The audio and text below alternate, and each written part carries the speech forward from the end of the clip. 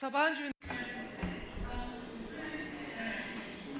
Well, ladies and gentlemen, welcome to the Energy Security, Clean Energy and the Role of Finance conference organized by Istanbul International Center for Energy and Climate of Sabancı University.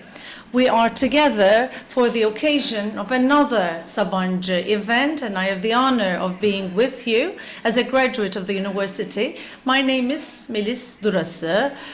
Molecular Biology, Genetics and Biology 2011 through 18 undergraduate and doctorate graduate, and I have the honor of hosting you in this event.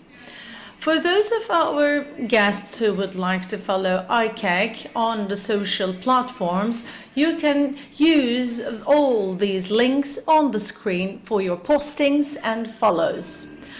I would like to invite Dr. Mehmet Doğan Üçok to provide us some information, general notes about the conference.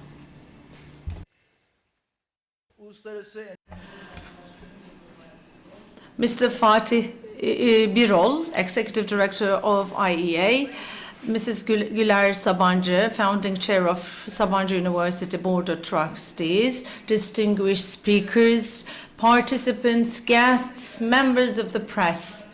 Last year, climate and particular energy trends in Turkey was the theme of the IICEC conference, which was followed by Electric Vehicles Conference. Today, we are here for the purpose of discussing energy security, clean energy, and the role of finance. Through the global conjuncture, these three themes are considered as key themes. To get into the details of these themes, I would like to urge you to take a look at a close history.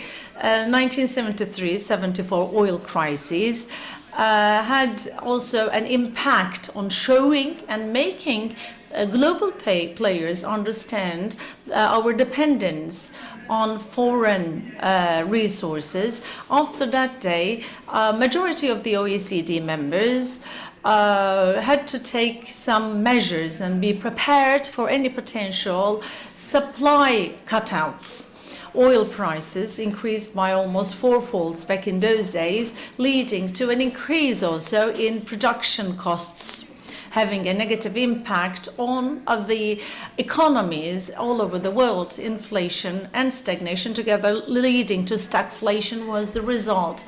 In current global economy, since the last months of 2021, there has been stagnation and growth, particularly in Eurozone and Europe. Stagnation plus stagflation became a virus that influenced all of our countries.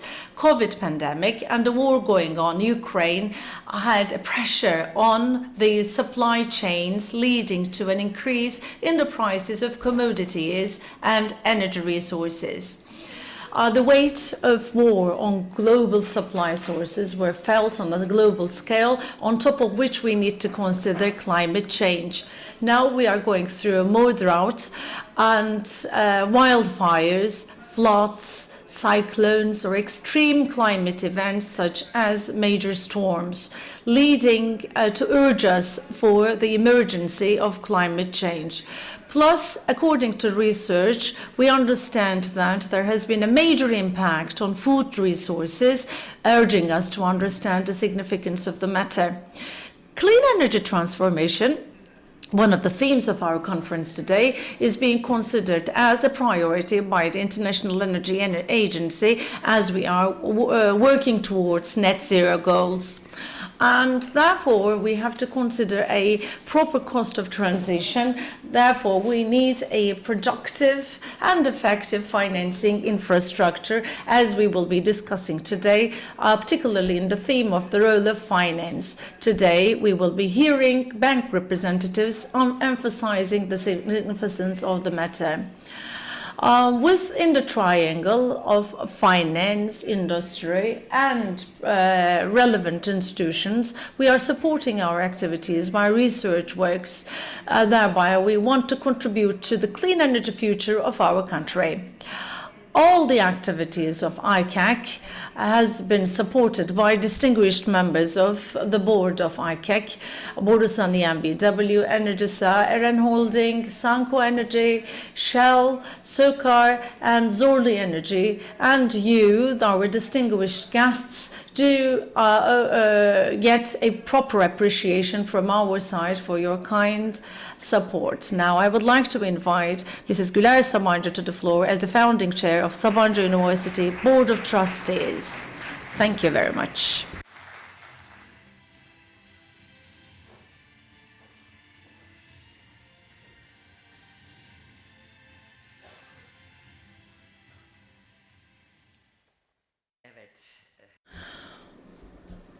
Well, Dr. Fatih Birol, I know that you could arrive with a delay of 3.5 hours last night, and we are thankful to you for being here. Distinguished stakeholders of energy and climate worlds, with a growing number of participants indeed, I would like to welcome you all to our conference. As IICEC, Istanbul International Center for Energy and Climate of Sabancı University, to follow the up-to-date information in energy and climate, we are organizing a series of conferences.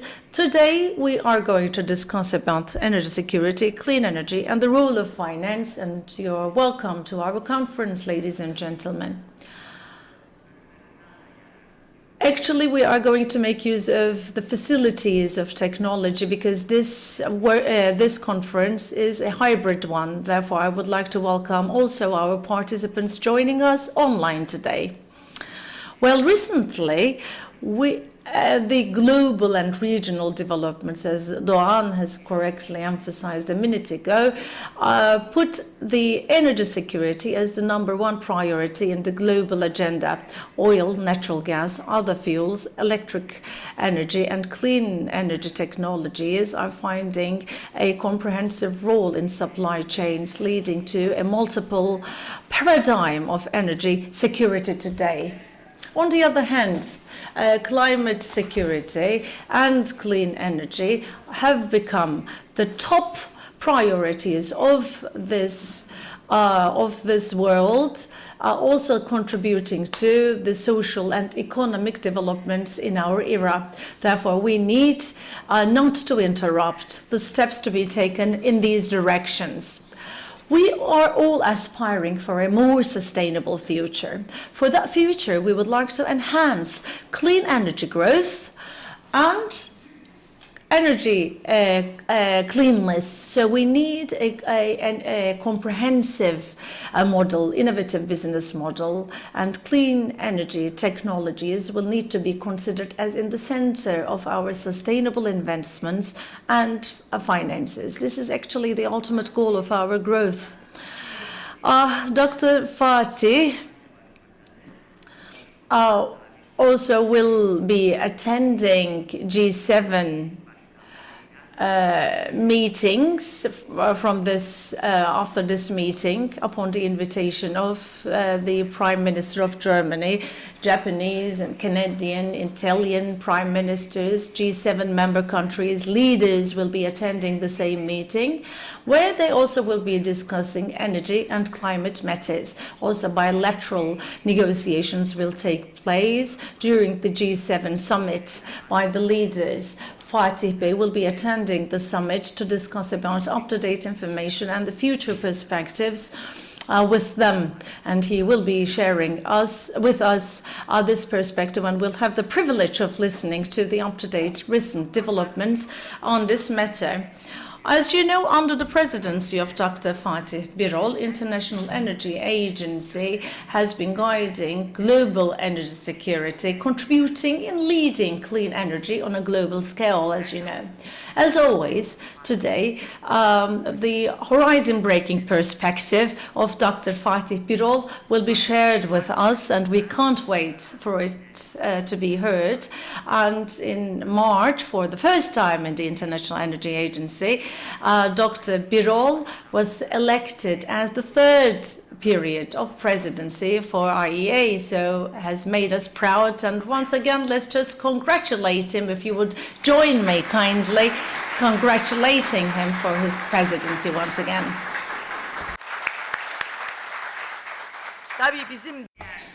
Well, another source of pride for us is, again, the matter of Honorary President of IICEC. We would like to thank you, sir, and express our gratitude for your contribution to the development of IICEC. I also would like to thank, from the outset, our distinguished speakers who will be sharing with us the perspective and the vision of investment and finance parties. Ladies and gentlemen, as Sabancı University, energy and climate have long been a priority for us. IICEC, as a Center for Energy and Climate, was established about 12 years ago, having faith that these two aspects will be considered inseparable in the future. I generally tend to say that IICEC is a very good role model for the success, public, private, and academia, working hand in hand for a secure and clean energy future. So we are working to produce a common mind in this field. In the establishment of IICEC, these targets have always been a priority. Enhancing these priorities, we also consider collaborations another priority to grow the impact fields, as I get more pleased to see this happening. As you know, in 2020, IICEC undersigned a first time in Turkey, concluded the Turkey Energy Outlook study. This study, undertaken by the sectoral stakeholders, have become a reference book with the positive influence on the sector. Last year, we concluded the electrical vehicle outlook. Last year, again, another first time was to share it with the public, with also the inputs of multi-segment energy security and clean energy transformation opportunities provided in an analytical assessment in this book. Therefore, we aim at also providing a contribution to the ecosystem of the electrical vehicles. In terms of e-mobility, I believe that our country will have a big growth potential, and I am sure that you would all join me in this belief. This year, within a series of the Outlook perspective, we'll be concentrating on the most important opportunity fields of Turkey for clean and secure energy, in other words, renewable energy. Therefore, we will have the Turkey Renewable Energy Outlook study that will be published as well. Another perspective, analytical perspective, to be provided to the stakeholders of the sector with a participatory understanding. Ladies and gentlemen, science-based approach, once again, has to be emphasized, as we had the very short-term experience during the pandemic. Making value out of the science-based approach, I think, must be prioritized today. In this perspective, IICEC is a role model center for Turkey. Concluding my remarks, I would like to emphasize my appreciation to the members of the board of IICEC once again for their valuable support. IG Holding Turkey, Borisani NBW, Enerjisa, Eren Holding, Sanko Energy, Shell, Sokar, and Zorlu Energy. I would like to name you and thank you very much from the bottom of my heart for your support in this journey that has lasted for 12 years, for the activities of IICEC to grow, deepen, and become more influential. Your support has been the most important for a more secure and clean energy future. I'm sure that we will be contributing to our world altogether. Wish for the success of the conference and would like to once again thank each and every one of our participants in your presence. Thank you.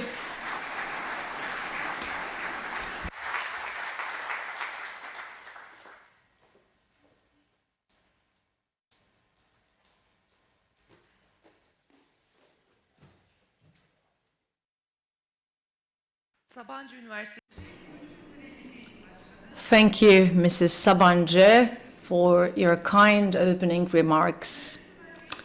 Energy security, clean energy, and the role of finance is the theme of the conference. We have the guest speaker from EBRD Turkey, Managing Director, Mr. Arvid Turk, now invited to the floor for the keynote speak.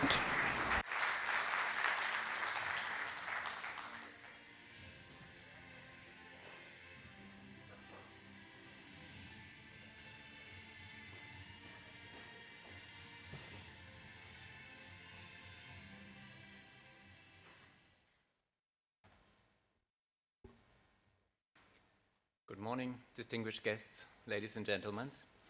I would like to thank Ms. Güler Sabanci and Dr. Fatih Birol for the invitation. It's a pleasure to be here.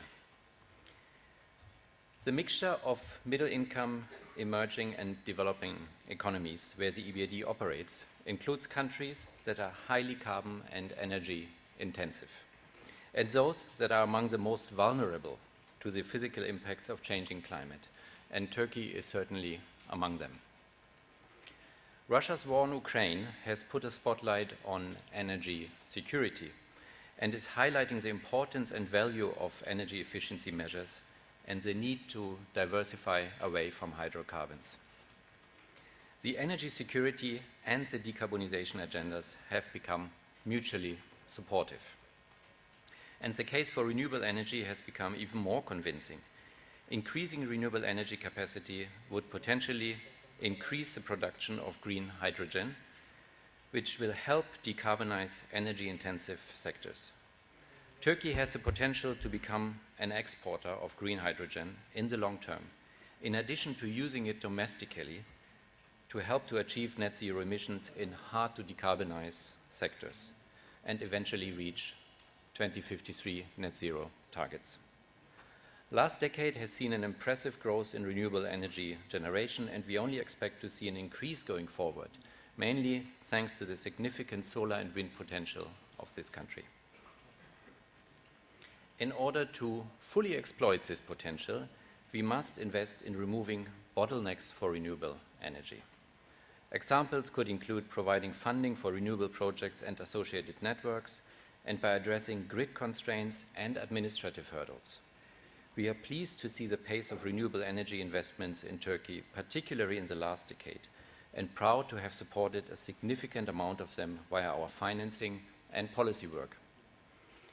We look forward to seeing Turkey's new energy roadmap in line with its 2053 net zero target as being developed by the Ministry of Energy and Natural Resources.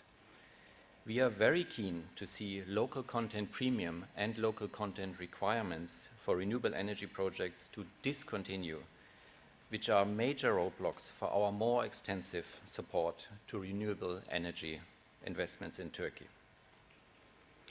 At the same time, we must invest in energy efficiency, including in e-mobility and decarbonized heating. In essence, projects that bring climate benefits and improve energy security. IEA estimates show that energy efficiency can deliver more than 40% of the emissions abatement needed by 2040. Energy efficiency is key to decarbonization as it is effective in decoupling economic growth from energy use. At the EBRD, we support the economies where we invest on the transition to a net zero carbon future. This means engaging with our countries and clients through policy or technical assistance work, providing funding at scale for both climate change mitigation and adaptation projects. One of the tools are climate strategies. They are useful to attract private sector participation because companies and investors need clarity and certainty on the long-term strategic direction of the economy. Private sector engagement is critical because financing the transition to a zero-carbon world requires trillions, and while public funding is available, it is far from sufficient to cover the costs of this transition. Last year at COP26, we announced our action plan to mobilize climate finance with the intention to double our mobilization of private sector climate finance by 2025. We will do this through a range of activities, from green and sustainability-linked bonds to innovative financing mechanisms for industrial decarbonization and targeted loans to support circular economy business models. We have committed to scale our green climate finance to more than 50% of our annual business volume every year by 2025 and onwards. By the end of the year, we will align all our activities with the objectives of the Paris Agreement. We already met our 2025 objectives last year and invested 5.4 billion euro in green and climate projects, including 2 gigawatt for renewable electricity. Turkey alone was responsible for more than 20% of this figure, bringing the total of green investments in this country to more than 7 billion over the course of 12 years. The EBRD, alongside the governments of France and Germany, as well as the IBRD, IFC, and United Nations, is a signatory to a climate memorandum of understanding with the government of Turkey. As part of this MOU, all partners are committing to support Turkey with its climate goals, climate policies and reforms, and scaling up also financing to green investments. At the EBRD, we have already taken necessary steps in this regard. We have a tried and tested business model that allows us to blend concessional finance with our own funds when market barriers are high.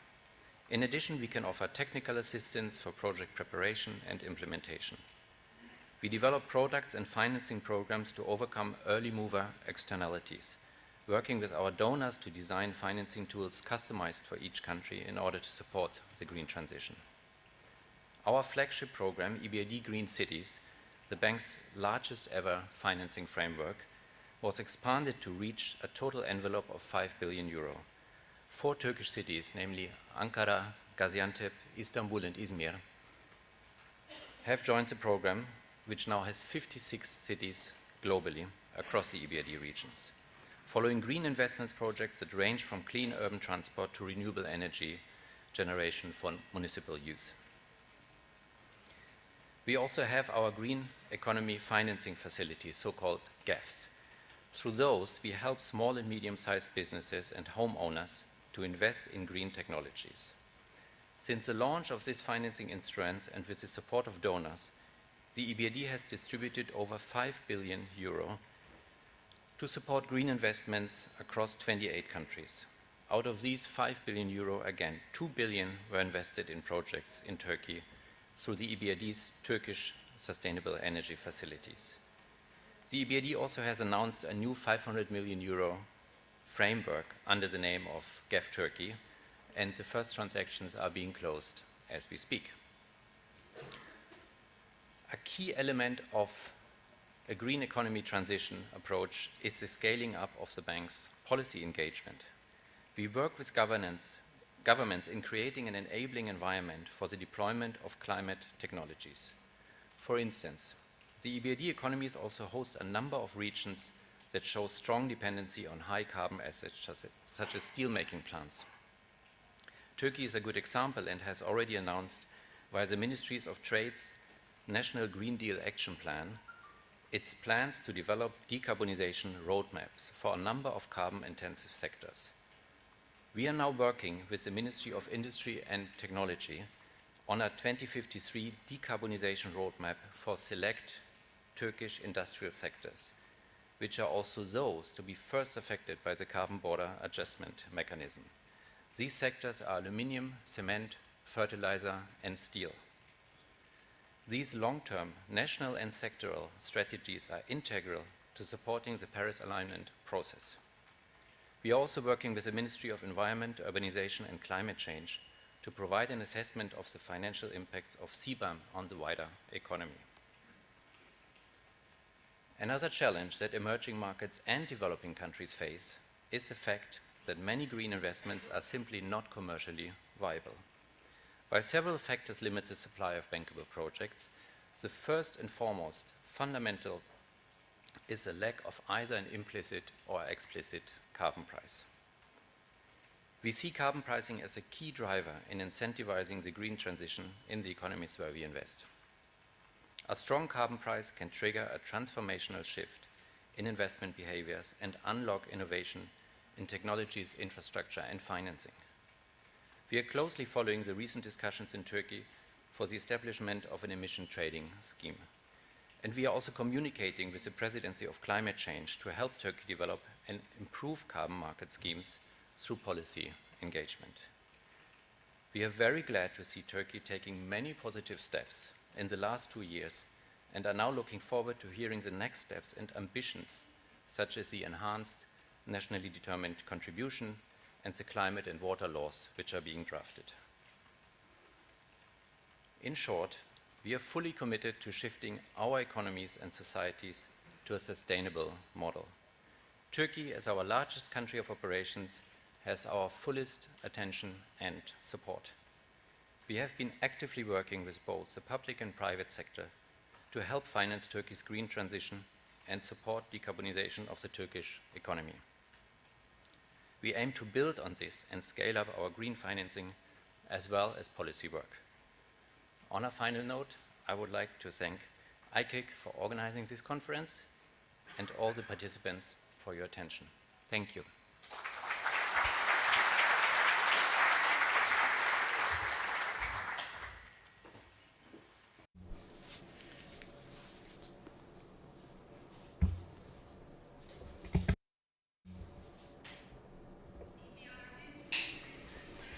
We would like to thank Managing Director of EBRD Turkey for his opening address. Now I'd like to invite Executive Director of International Energy Agency and the Honorary President of IICEC, Fatih Birol, to the floor for his speech.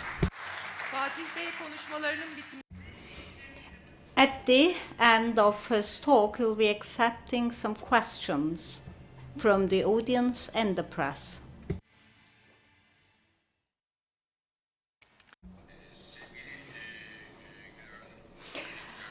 Very dear Güler Sabancı, very distinguished guests, my dear friends, I would like to express my gratitude to each and every one of you and wish you a nice day. It's actually perfect to be back in Istanbul. As also Ms. Sabancı stated, I actually spent some time during my flight, and it's actually the first time that I just arrived at the venue, and then to G7 summit that I will move right from here to the summit. But of course, Ms. Sabancı, as you all know, I think it's actually going to be an important meeting that I will have. But before this heads of the state, I will meet my mom, which is actually a much more important meeting to me then, and hopefully I will move to Munich after visiting my mother. So, in this organization, several different events by IICEC. It's really great to have such conferences. We share knowledge, experience, and we receive some feedback, and it helps us to revise our thoughts and considerations. It is the 12th year of IICEC, and continue to work as a guide, really. And it's thanks to the visionary approach of Ms. Sabancı, both in Turkey, the world. She's a real visionary, and that's the reason why I would like to thank her once again. Now, my dear friends, today I will just go through the energy outlook, the global energy outlook with you. And I will start with saying that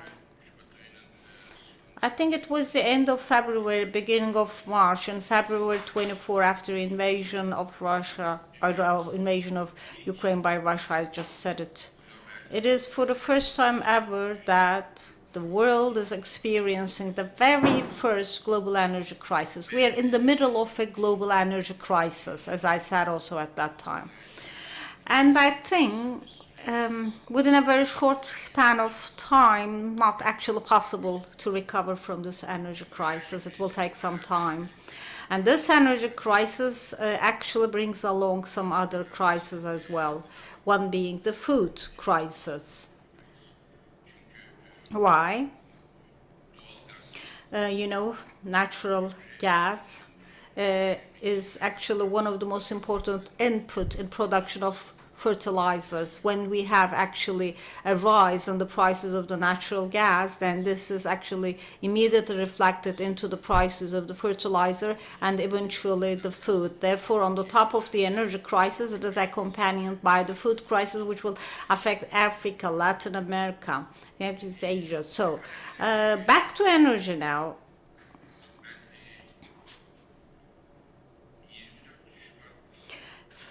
As of February 24, February 23, I believe that the energy system in the world has started to change, and irreversibly.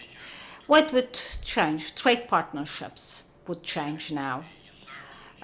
For many long years, Europe, especially in the field of energy, had great dependence on Russia, but at the same time, Russia is actually dependent on Europe. Why?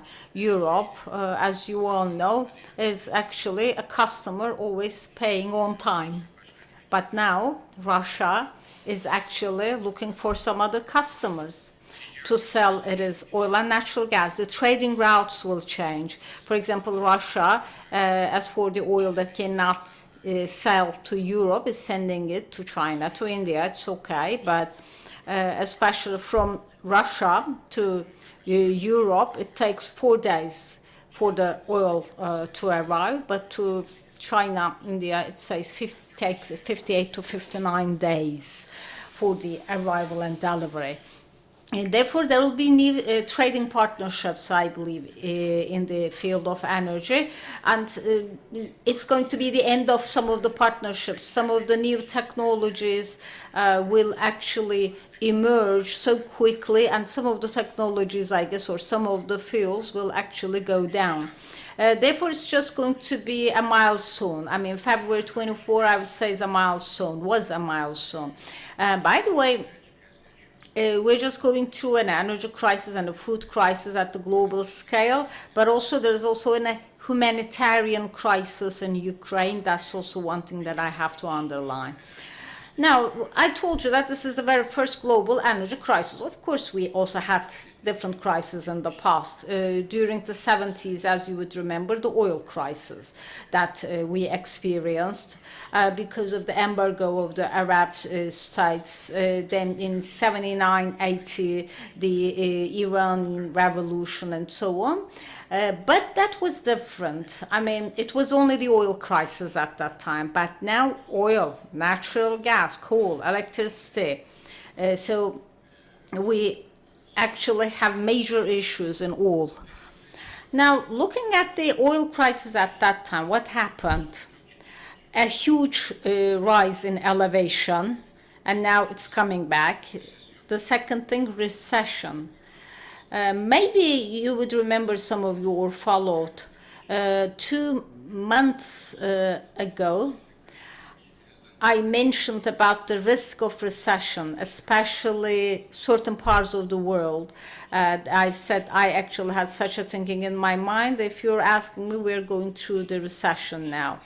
But of course, looking at the 70s, I mean, the oil crisis in the 70s, it was only recession, inflation, not only. It also brought along the energy industry. What I mean is the countries, the companies observed that we have to do something about that. So they started to devise new energy policies. It was just like a reaction, as a reflex to the crisis at that time. I would give you 2 examples for that. One being in cars and vehicles.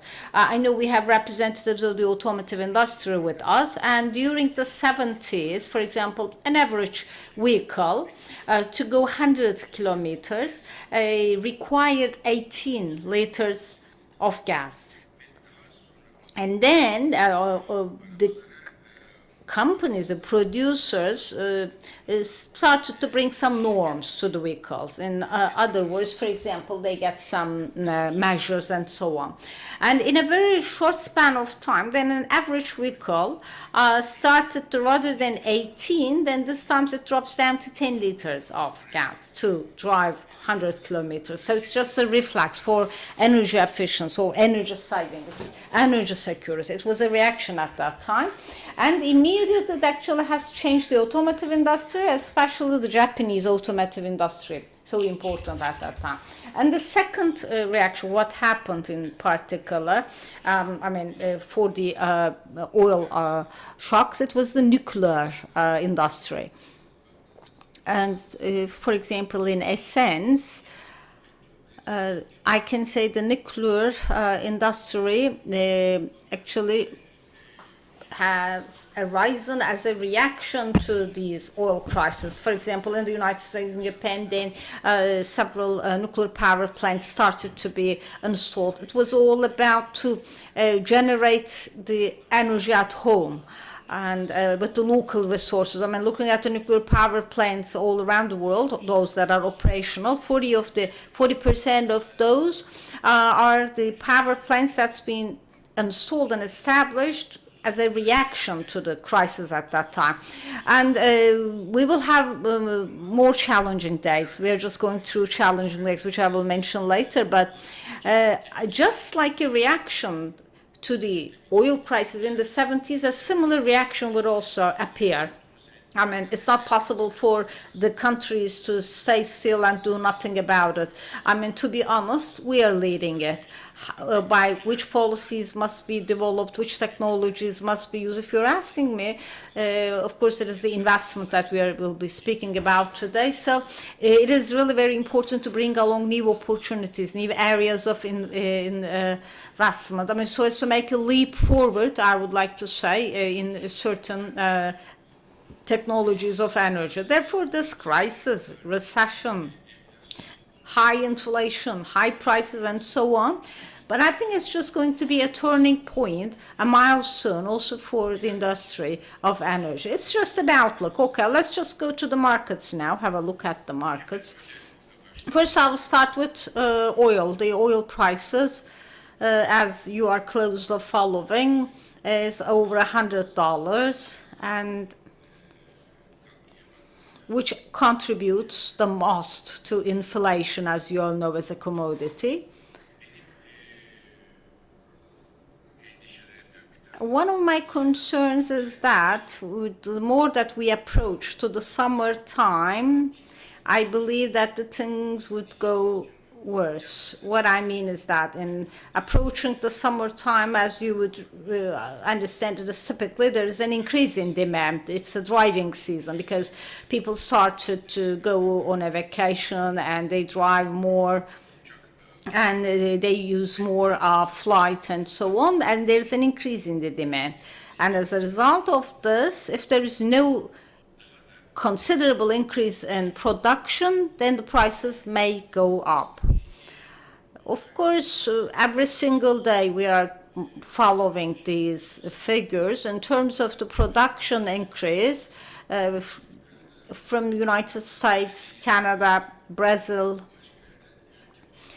and other places. There will be an increase in production, and I think it is going to be the third or the fourth quarter that the produced oil will arrive in the relevant markets. Therefore, the summer may be much more challenging than today. How can we change this, or what can change this? Two things. One being the oil exporters, the oil exporting countries, especially those in Middle East, the major producer countries, I believe, they already have some oil in their inventory, but they have not yet introduced it in the market. What I mean is that if they increase their export or increase their production, or even if they state frankly that we will increase our production, then I'm sure that it actually will cause some relaxation in the prices, oil prices, and it probably will be a development that will prevent such high increases in the oil prices. The second thing is that if there's actually more probability that there is a trend, global trend towards recession worldwide, then it of course will bring down the demand for oil because of the weakness in the economy, and it also will somehow release the prices. But of course, it mainly depends on what China will be doing about the economy. Therefore, if there's no considerable weakening in economy in the upcoming months, and the oil-producing countries, if they do not take new actions, the oil exporting countries, if they do not actually take actions, then probably we will continue to be with high oil prices for some time. Another fuel, which is of interest of our country, natural gas. Natural gas, especially through the winter this time, we can actually experience more price increases. Why winter time, winter months?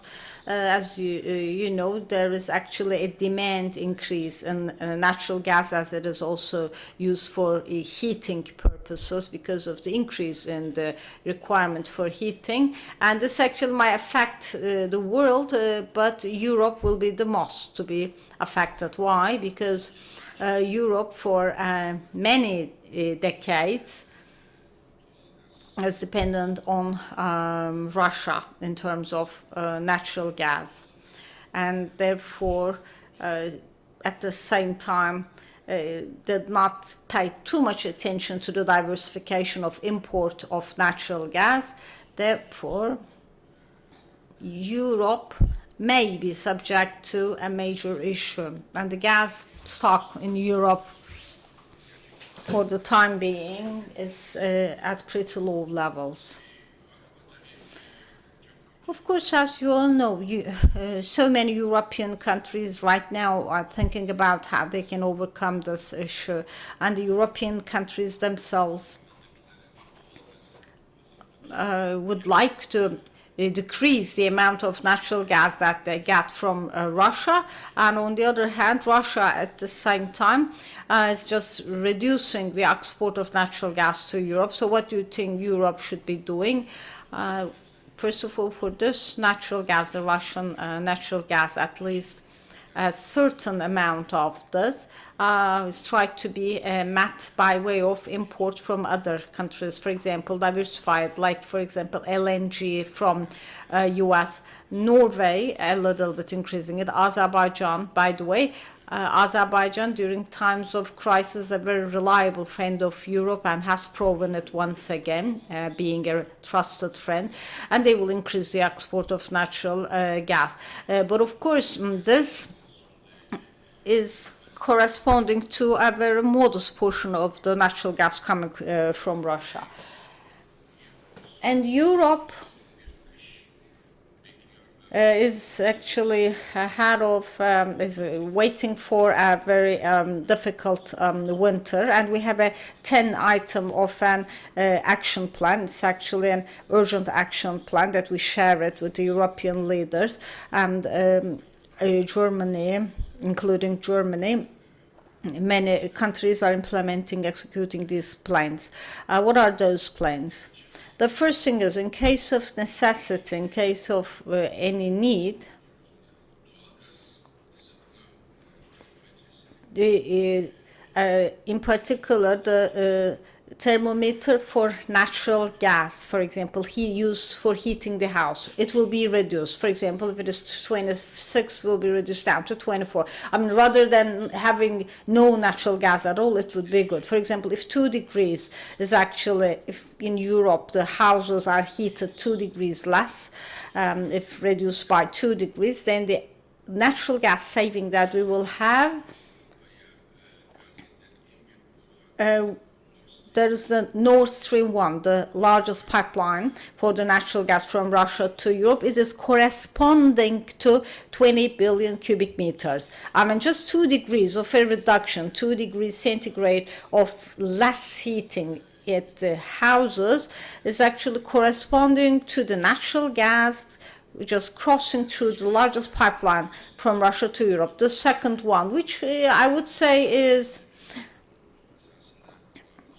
probably this weekend will occupy the agenda of Europe, and we set as an action part of the action plan.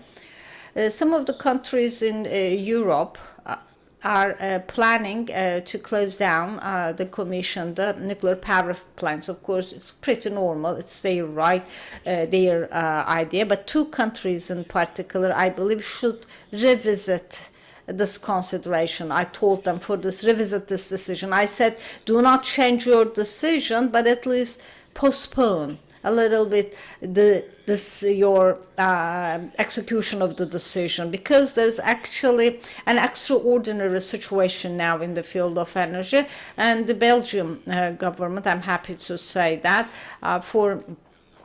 they planned decommission, they actually delay it for 10 years. If you're asking me, that was actually a good decision and a realistic one. Despite all, I mean, trying to improve energy efficiency, trying to diversify the natural gas resources. And you probably would observe it in several different countries. For example, coal power plants, even coal-powered power plants, even in some of the countries that never thought to be considered, may not be enough at all. So therefore, the governments of the European countries, we also sent them a letter on this. I believe all countries should think about what they will be doing in case of any emergency. About, for example, a natural gas distribution restriction plan. What I mean is, let's assume there's less natural gas, where they will limit, who will get less gas, who will get more. And they probably will start with for the industrialists, the industry that consumes so much natural gas. Of course, at the bottom of the list, it will be the houses. But there will be rationing, as we call, I mean, for the regularly limiting the distribution of natural gas, and there is a need for some plans in place. What I'm just trying to tell you is that just like the natural gas, it also could be something totally different. What I'm telling you, at one side, so as to reduce this natural gas, Europe is doing something. Russia can also totally cut natural gas flow to Europe. If you're asking me, this is also an option on the table. Very distinguished guests, as you all know, for many long years I've been dealing with this business, and energy and geopolitics always intermingled, but I have never seen any period that they are that much intermingled into each other. I think it's important to note that. Now, this is the outlook of the market, which is actually not so promising, I would say, especially for the upcoming 6 months. Of course, on the other hand, while speaking about crisis, I mentioned about energy crisis, food crisis, there is another crisis, that is the climate crisis, one that we should never forget. I'm always trying to remind you all the time, especially it is energy that is one of the major industries that caused climate crisis. 80% of the emissions, it is the energy industry that is responsible for 80% of the emissions. Why I'm telling you this? In some of the countries, in some of the industries, as a reflex to the current situation, just in the form of waves, there also could be some investments on fossil fuel. It may come. And for example, coal, mainly, I would like to underline. Yesterday, in the morning, there's the Global Energy Investments Outlook report. Every year, we check who is investing how much on which industry. And this year, in 2022, the coal investments at the global scale increased by 10%. It's actually a double-digit increase.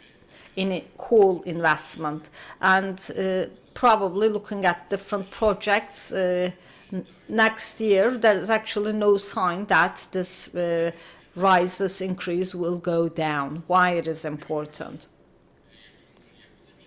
In making the coal investments, I mean, when you actually have such a power plant, it actually can be operable for 35 to 40 years. What I mean is, for somehow you're actually, you have to do that emission for the world energy industry. Therefore, in terms of climate in particular, in reacting for this, for the energy crisis, I think while taking decisions on this, it actually should not endanger our fight against the climate change. Of course, we have to react. I mean, the entire world should react to what is going on, and it is a must, and that's what they're doing. But you have to thoroughly think about the actions that you are taking. So it's okay, we have energy security at one side, try to have a control over this, but we actually should not actually make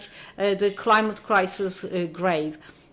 Therefore, G7 summit in September in Indonesia is going to be there, and the president of Indonesia at the same time will be joining the G7 summit, and probably there is going to be the need for doing something about this. The other thing is clean energy. What's going on in clean energy? Because that is another topic that we'll be discussing. I've given you bad news so far, but this time, if you allow me, I have some good news for you. Again, in the global energy investments outlook report we published yesterday, in 2022, for the first time ever, there was such a huge increase, up to 12% of an increase in clean energy investments, something that never happened. The clean energy, it's actually focusing on four main areas. One, renewable electricity generation. I mean, solar, wind, that's number one. The second being, as from our from EBRD already mentioned. By the way, thank you very much, EBRD. Really, in terms of energy efficiency in Turkey, you are doing a lot of things. The second thing is energy efficiency, as you have also mentioned.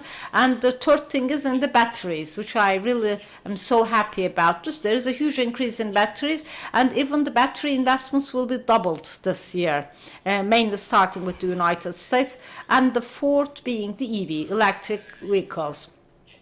I mean, the investments are coming in these fields, and you probably would know that this energy crisis in particular,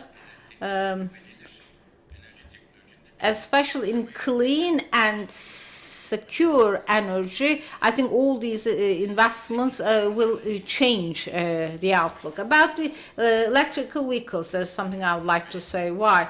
Bora is here with regards, we actually had, in particular about the electric vehicles, we made an announcement.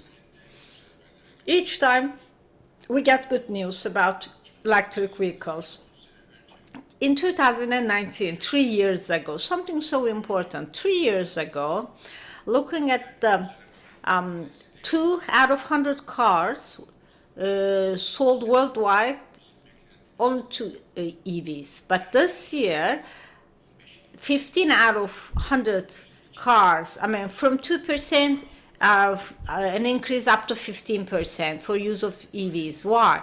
There's a decrease in the cost, and also thanks to the incentives and subsidies. I told you, of course, about this, but in the report it is very detailed about the charging stations and the charging station networks.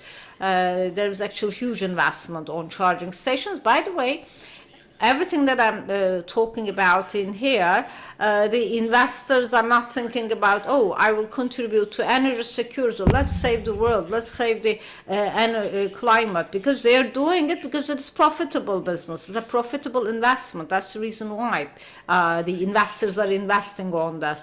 I mean, for example, there's a doubling both in the United States and elsewhere, and that's also the reason why, because it is profitable. Of course, I don't want to be unfair to the investors, of course. course, I mean, what the investment that they're doing will contribute to energy security, and at the same time will have a positive impact on the climate change as well. Now, before concluding my words, there's actually one other thing that I would like to underline. Why? Because we have representatives from the oil companies, worldwide major oil companies. At Davos, we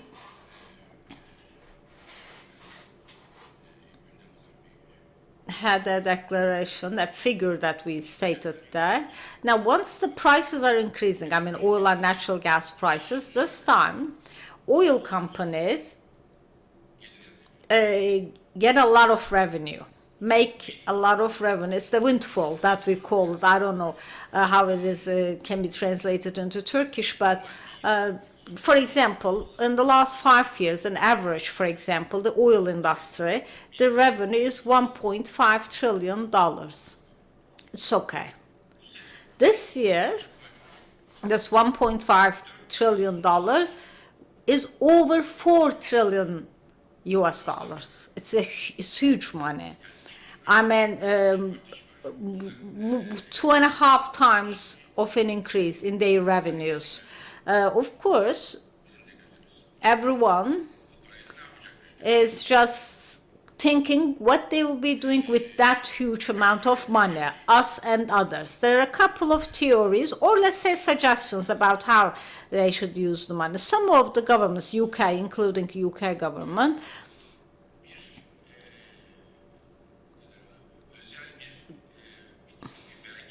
they are considering a special tax. I mean, a certain amount of this money, of this revenue, will be taken as a tax. Of course, will be used elsewhere. Of course, if we should call it tax or so on, what the ratio would be, it's another discussion. The second thing is,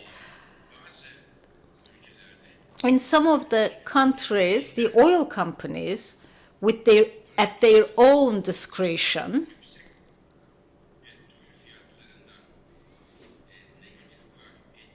they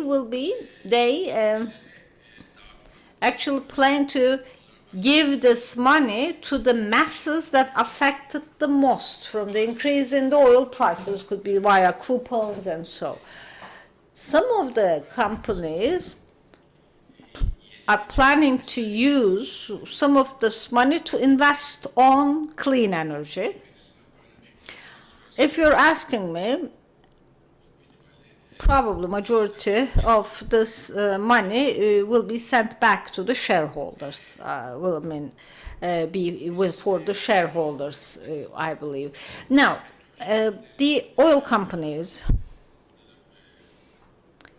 and we also have high-level representation of the oil companies, and when they, for example, address to the press and so, of course, they discuss a lot about the clean energy, green energy, what they're doing about solar with hydrogen, and about the carbon catchment, EVs, and so on. What I'm telling them is,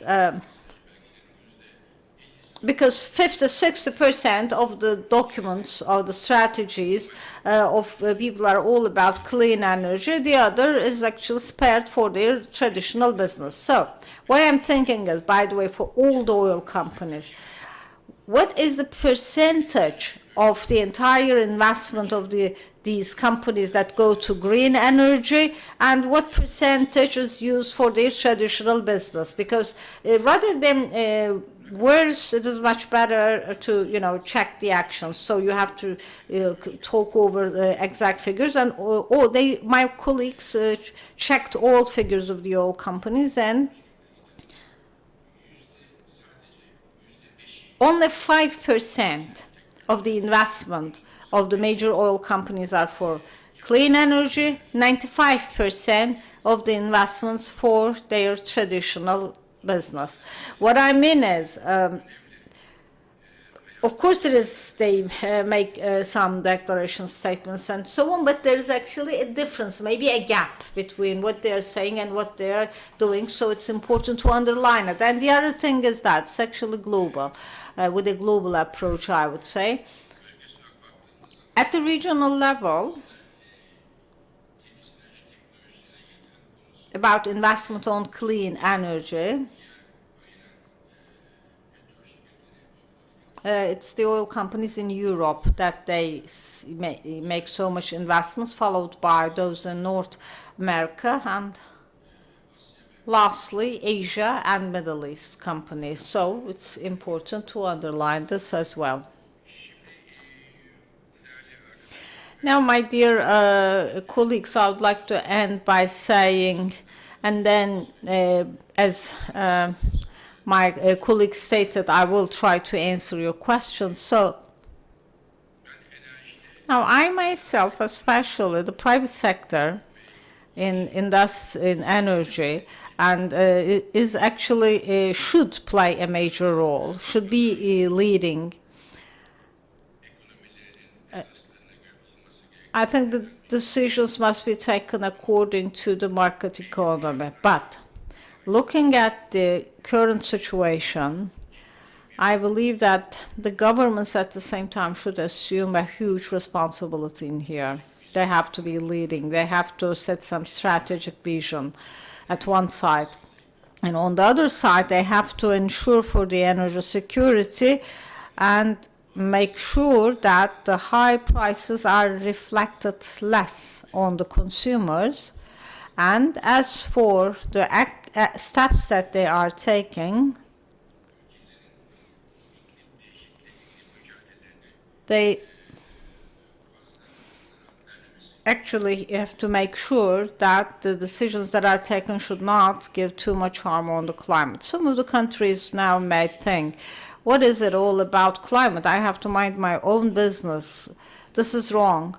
I mean, we should not underestimate the climate crisis, because after this crisis is over, then there will be another crisis. And the countries may miss a big opportunity in here. Or some of the countries, for example, for the sake of energy, saying that now we have, for example, energy security issue. It's not going to be the case in the future. And if they only focus on climate, it will be wrong. Because energy security, if you're asking me, is always an important criterion. You should not miss this. Otherwise, in the field of energy, there will be some upcoming price crisis that they might have. Therefore, I think the skill in here, the skill of the governments would be in here at one side in terms of energy security, both at the level of diplomacy and economy. They have to take the necessary decisions, make good decisions on this, and check around what is going on in the world, understand it well, and make the best use of the opportunities in hand, because there will be too many opportunities, and especially for the post-war energy markets. At the same time, they have to put themselves into an advantageous position. That's what they have to do. Therefore, the governments during these times, I believe, actually should be on the driver's seat. They are on the driver's seat, and they will continue to be there. Thank you very much for your attention.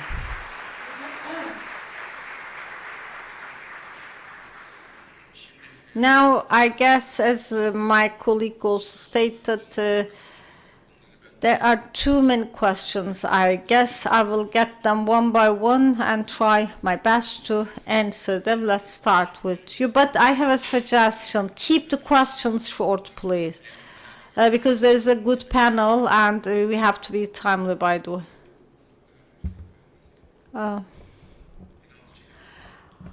I worked at the financing industry so far.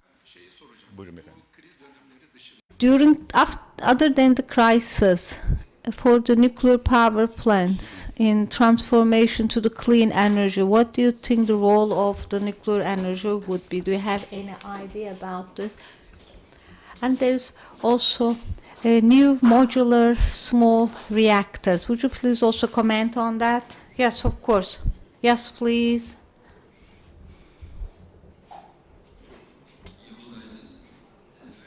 Yavuz Aydın. First of all, why it's actually a privilege for us to listen to the International Energy Agency's president in our own language. Thank you very much for your address in Turkish. You stated that next winter would be much more challenging, as you mentioned, and especially in heating of the houses. There is going to be an increase in demand for natural gas, and it probably would force us to make some restrictions elsewhere. Therefore, in some of the European countries, like in Denmark and in some of the Baltic countries, with cogeneration, regional heating is used as a solution, so as to reduce the demand for natural gas and at the same time for the sake of using it properly. So, do you think it could be a good option for us, for Turkey? And you mentioned about 10 steps of an action plan, whether this is included on those 10 steps or not. Now, if first you and then to the other. Yes, please. Thank you very much for your speech that's opening up our horizon. Welcome, by the way, very distinguished executive director. This is the third time that you're again an executive director of such an important agency, International Energy Agency. Thank you very much. And by the way, increase the number of the members so high. So with my congratulations to you. Now, you mentioned about the Russian natural gas and the Russia-Ukrainian war. If, for example, it ends up with negotiations, and once again Russia is included in the security architecture of Europe, which I believe should be the case, and I cannot think of any other thing, then do you think the natural gas of Russia would be back in Europe? Because there's actually a huge pressure from the German industrials on Scholz and others. Do you think there is such a choice, an option on the table? And the thing is windfall that you mentioned, all this windfall money. Do you think with the devaluation of the Turkish liras and due to more attraction of the Turkish assets, how do you think we can take these companies to Turkey, attract their attention to Turkey with the windfall? Another lady there.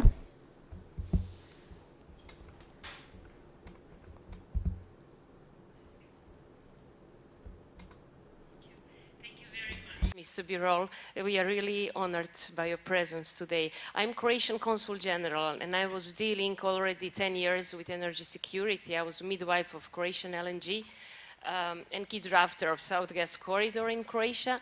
So I would kindly ask you, if Russia cuts really the flow of gas in October, do we have a short-term plan? Thank you.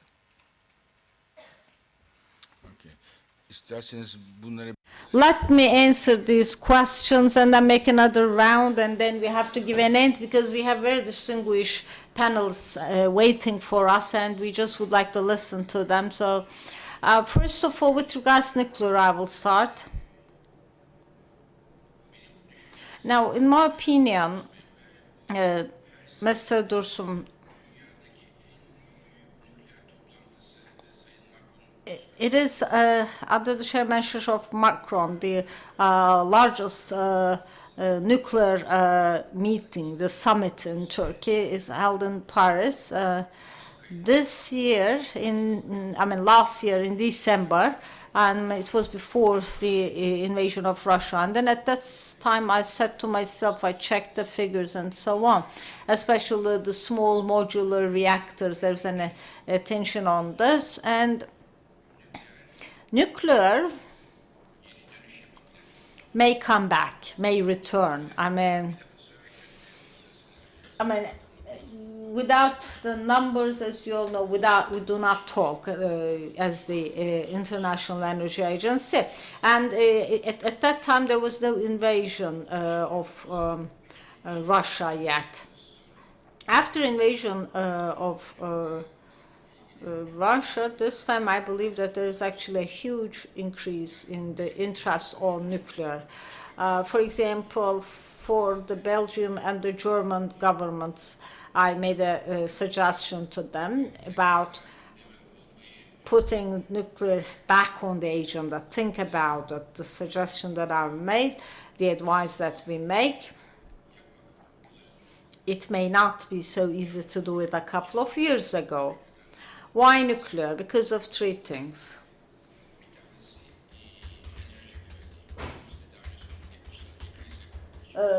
As you all know, the first one being back to the crisis in 1970s, we started to use it in energy.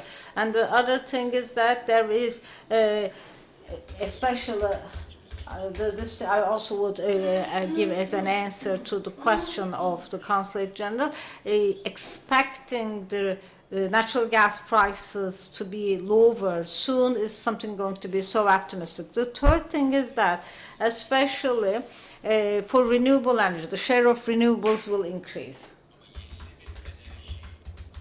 But once renewable energy is actually for more security at the network, there is actually the need for an option like nuclear. Therefore, as I told you, we actually should be expecting a return to nuclear energy. It is this month, by the 30, we will have another report that's about the outlook of nuclear energy at the global scale. So the nuclear is coming back. How? Is UK, for example, United States, too many European countries, France, for example. They are just trying to give a huge share on nuclear among the others. Japan, for example, after Fukushima, as for the power plant that they actually decommissioned, it will be recommissioned, and after the elections, it will be more. Now, I think the biggest problem about the nuclear power plant is about the people's perception towards nuclear power plant. And especially the initial investment of the nuclear power plants is so high. I mean, not easy to find all these billions of dollars and to have a nuclear power plant. And by the way, it takes long years for it to be completed, for the construction to be completed. Now, there's actually a newly developed tech. There is a small modular reactor that we call it, about these small modular reactors. This is actually, they are actually built in a shorter span of time, and they can be commissioned immediately. They are not commercial yet, but there are so many countries working on this, and probably before 2030 they probably will be commercialized, and in particular even they are just getting the orders about this. Doğu Avrupa'dan ve gelişmekte olan From Eastern Europe and developing countries, there are many orders placed, to my knowledge. So I believe that it'll come back. And many countries, like for instance Sweden, I was there just a few weeks ago, they were thinking about decommissioning the nuclear power plants, but now they have doubts. And they are having second thoughts as to decommissioning the nuclear power plants. So the public research conducted in many countries emphasized that negative opinions about nuclear are on the decline after recent developments globally.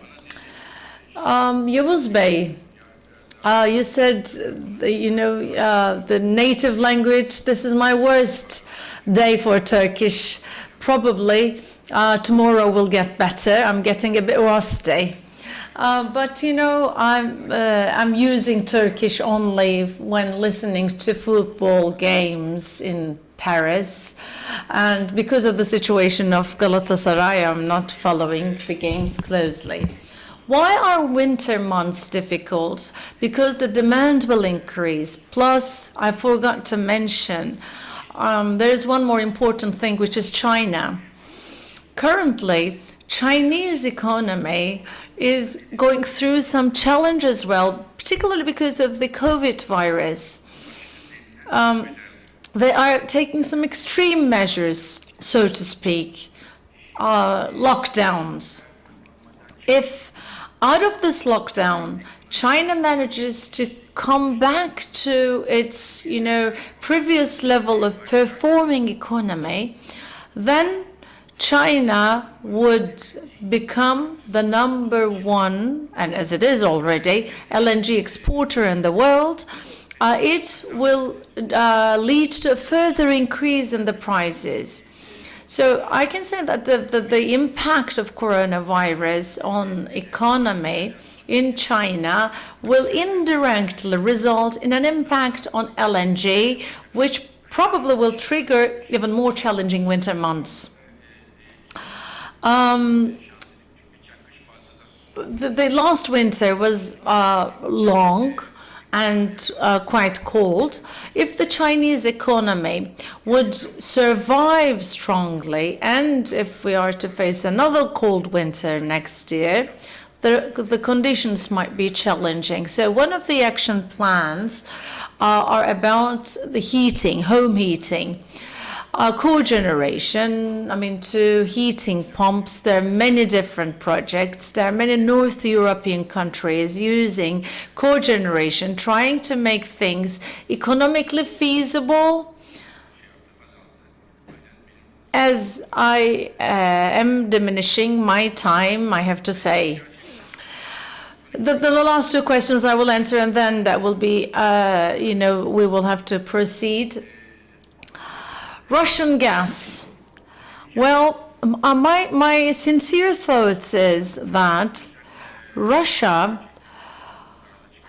may end up in a loss out of this. I'm speaking for energy, and I'm not entitled to speak in other matters, but for energy, I can say that Russia may be on the loss in that. Russian natural gas, to the most extent, is located in Western Siberia.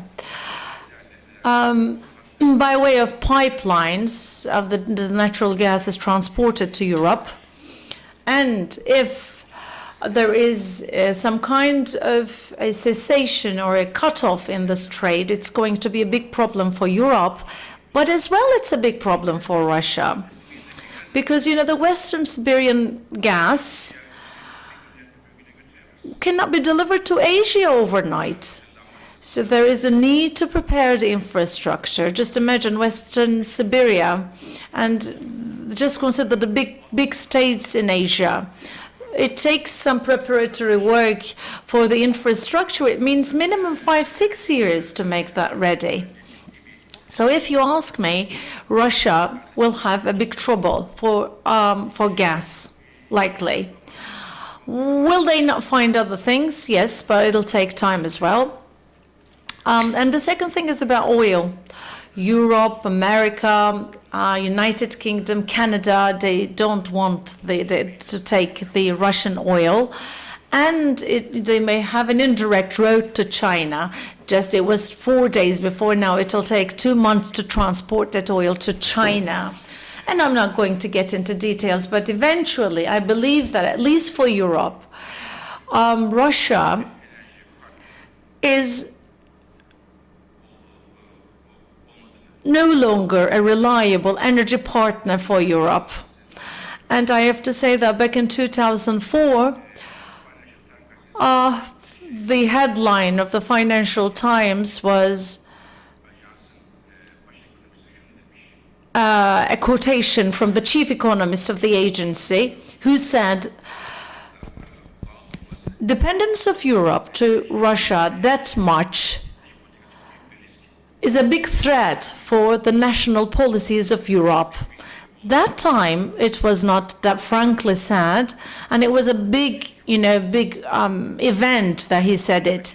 But now the situation is on the table, and we don't know if natural gas will be there for another decade or two in this world.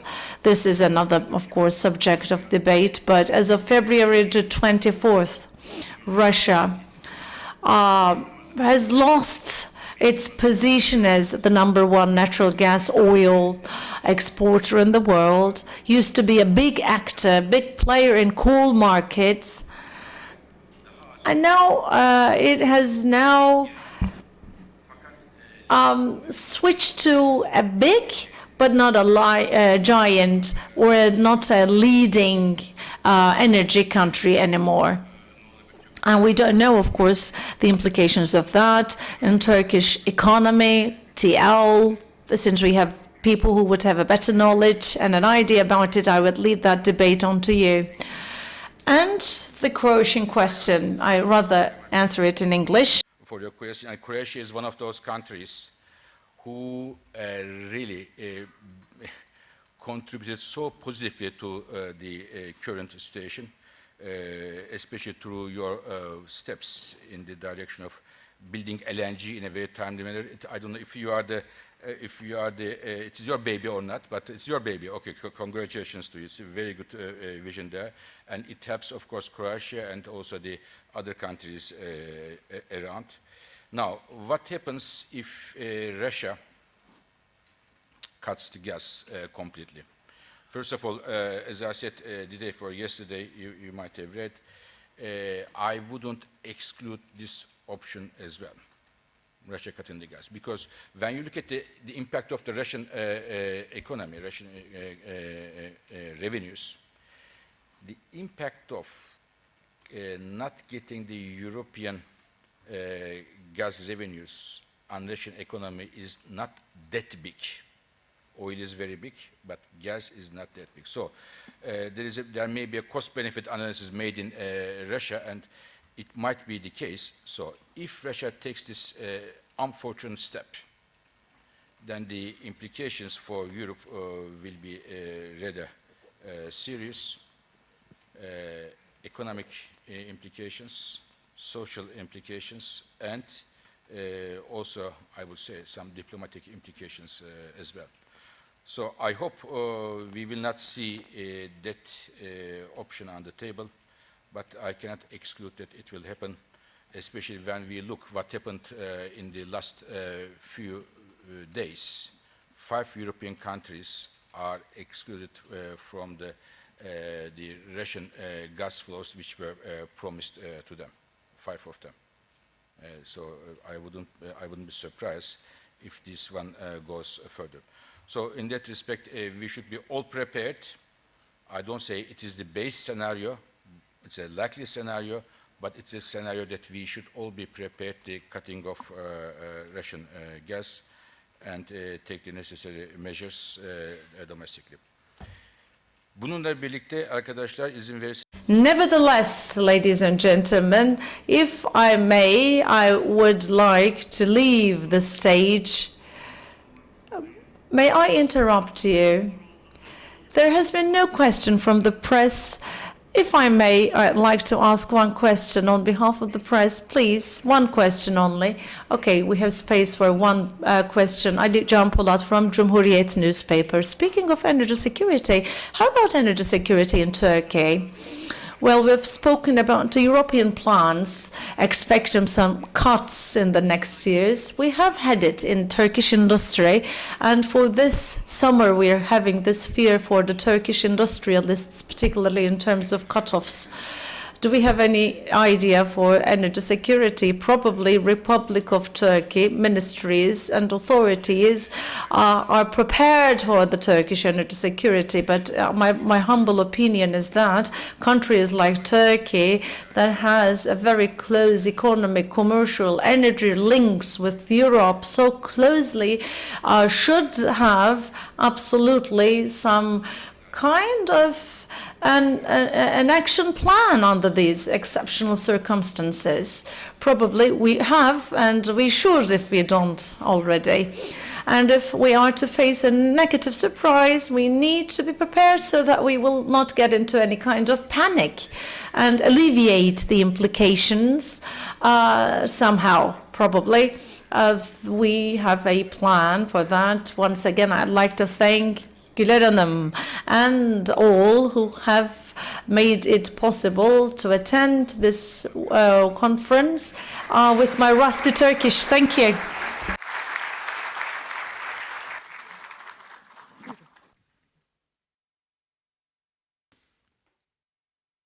Uluslararası Enerji Ajansı. Well, Dr. Fatih Birol, thank you very much for your talk as the Executive Director of IEA. Now, a family photo. I would like to invite the first two rows to stage, please, for the family photo.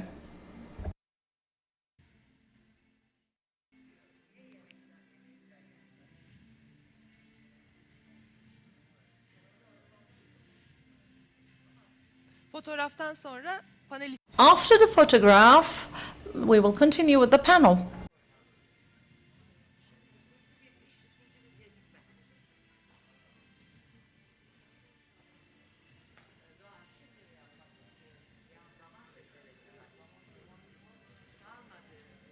Devam edeyim mi?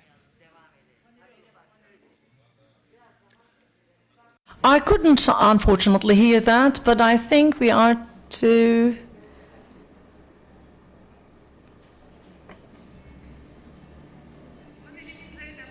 proceed with the panel. The family photo is postponed until the end of the session. Dr. Mustafa Oğuz Afacan, faculty member of Sabancı University, will be moderating the panel.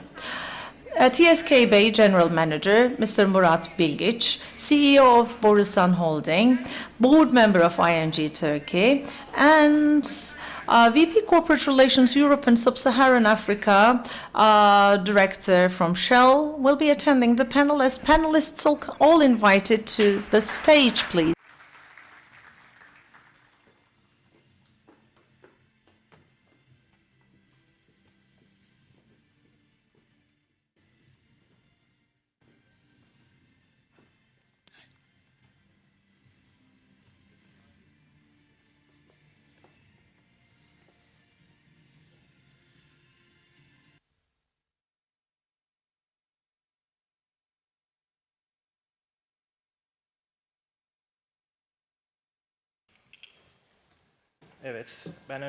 Well, welcome to the panel, ladies and gentlemen. I am Mustafa Oğuz Afacan. I'm a faculty member of Sabancı University and would like to start the panel without further ado. I'm taking a look at my notes. I do see that each of our panelists have concentrated on a different subtitle, and for the sake of the panel, I will be asking questions in rotation to the panelists and would like to start right away, and we'll be starting with introducing my guests.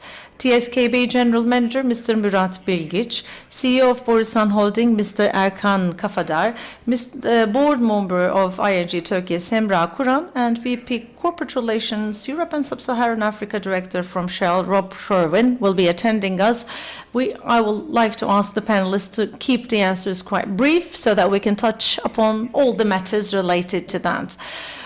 Considering the renewable energy potential of Turkey, in which fields do you think we will see the growth and investments in the near future? I'm afraid I cannot hear that. Evet, tekrar alayım. Öncelikle... Well, as TSKB, we'd like to extend our regards to the distinguished panel and guests. It's been a wonderful conference. Would like to thank Dr. Fatih for the horizon-breaking speech. Once again, we are reminded, unfortunately, quite negatively, what's ahead of us. Well, turning to a question, renewables. From the perspective of course, the finance sector, the banks, is going to be another important target for the banks in the near future. Energy, in a broad sense, not only renewables, have been considered a priority for the Turkish banking sector. Up to 100,000 megawatts of an installed capacity we have, 54,000 of which belongs to renewables. And since 2010s, I think we've prioritized this, and almost the entire potential has been funded by the banking sector. There has been no public investment, the entire funded by the private sector. Plus privatization schemes considered on top of that, both electricity and gas distribution being privatized. And Turkey, I think that it has a big share in the balance sheets of the banks, I mean the energy portfolio. Of course, there are some bottlenecks, problems from time to time in Turkey. And in early 2010s, providing incentives to the renewables, particularly the IICEC mechanism, has played a big role in financement of the renewables. And the Turkish banks have considered it as a financial field and entered that domain. Now, turning to your question again, yes, the renewables will continue to be as the pupil of the eye, probably. First, solar and wind. Wind power plants, on top of the existing ones, will go to an additional capacity increase. You know, there is this new IICEC mechanism that was updated mid last year. Did not actually meet the expectations of the investments, I have to say. But of course, considering the existing situation, extra capacity of the power plants will be boosted as well to contribute to the sector. And I'm sure that hybrid investments will play a further role as the obstacles have been lifted from the same connection points. There now is the possibility of a grid connectivity. Therefore, I would expect an increase in these investments. Biomass, another field that receives a lot of demand. Also waste recycling, although we are having baby steps, Turkey has a big potential there. Investments are quite sufficient on the IICEC mechanism, and we see an appetite from the side of the investors and the banks as well. Therefore, solar, wind, always a priority in our agenda, will continue to be as such.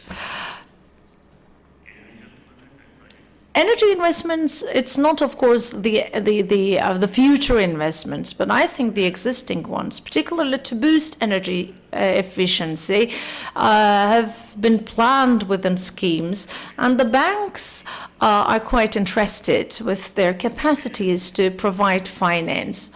And of course, when seeking finance, the investors will need to consider some points that are a priority for the banks. Number one, sustainability has been in the focus point of the banks.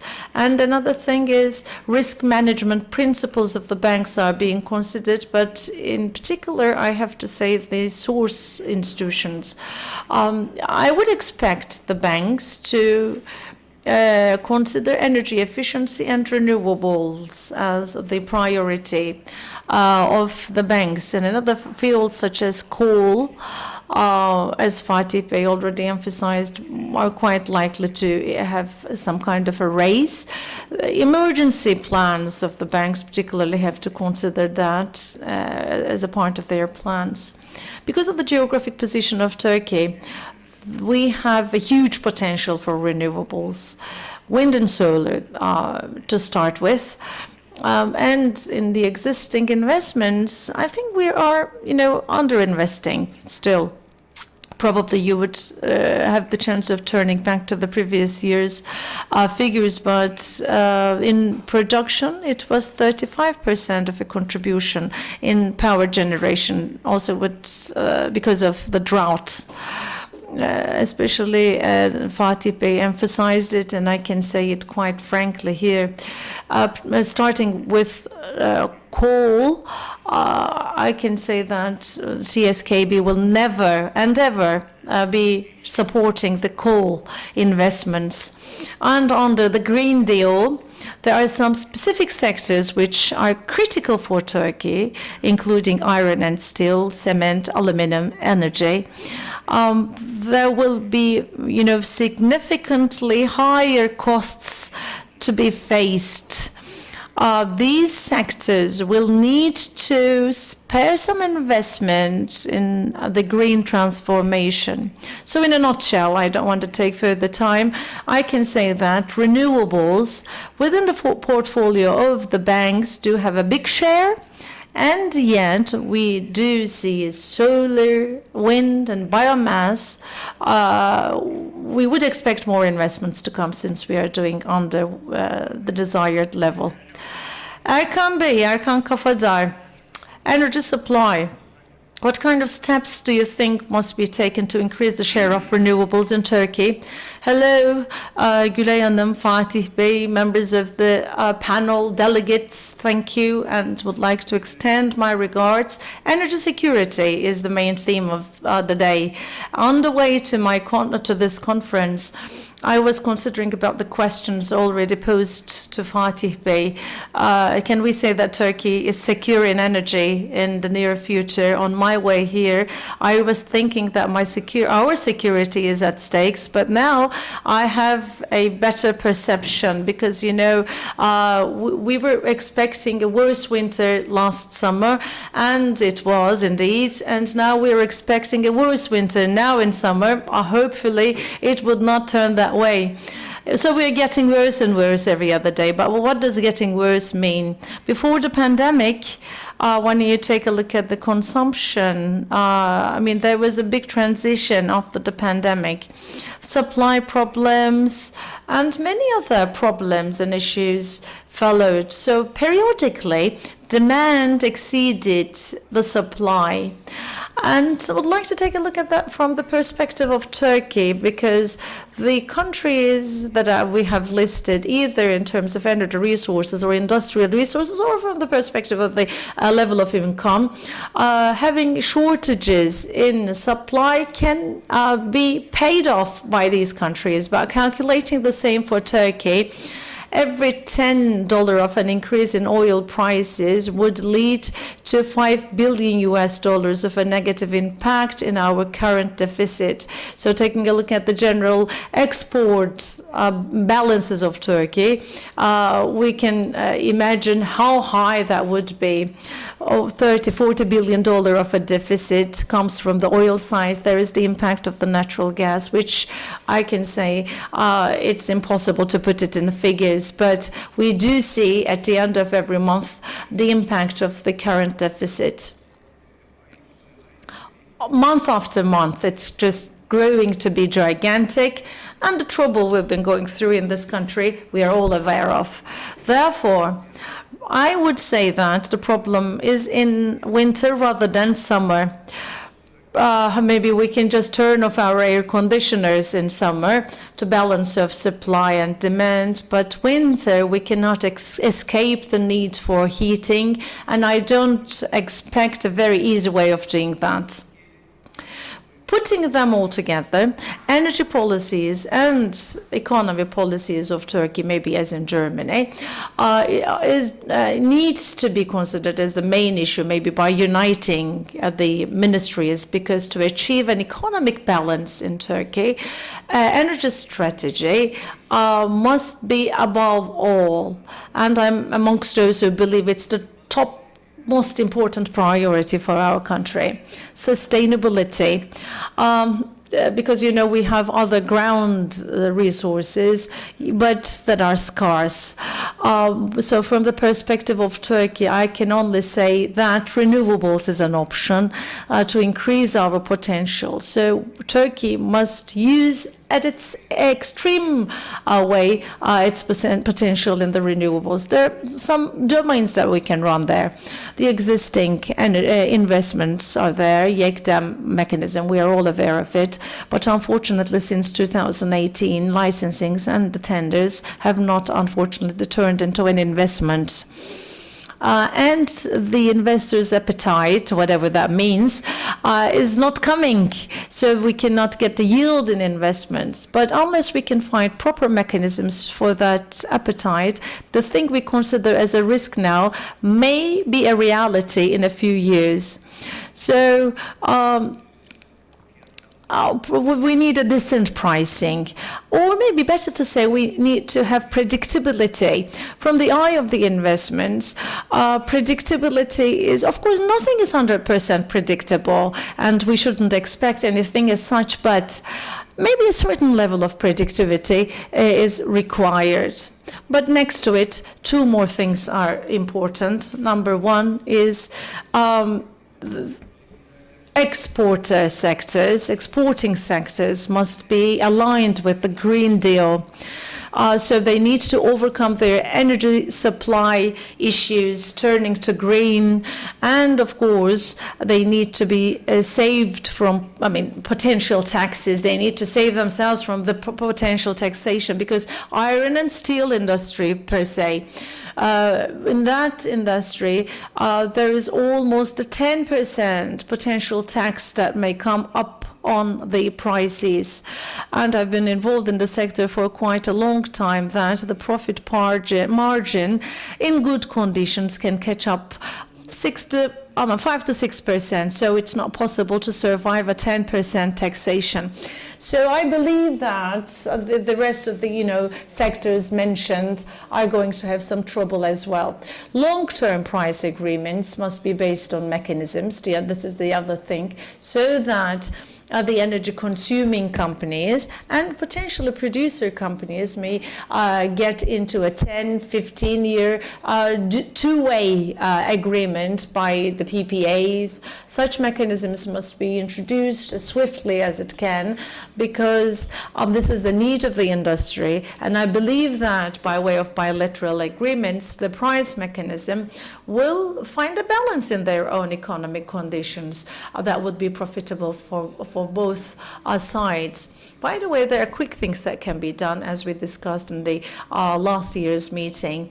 The installed capacity cannot be efficiently used, about 1,000 megawatts, but this problem has been resolved this year, and they are now in service. So I believe that the talk that we are having here is making a serve to its purpose.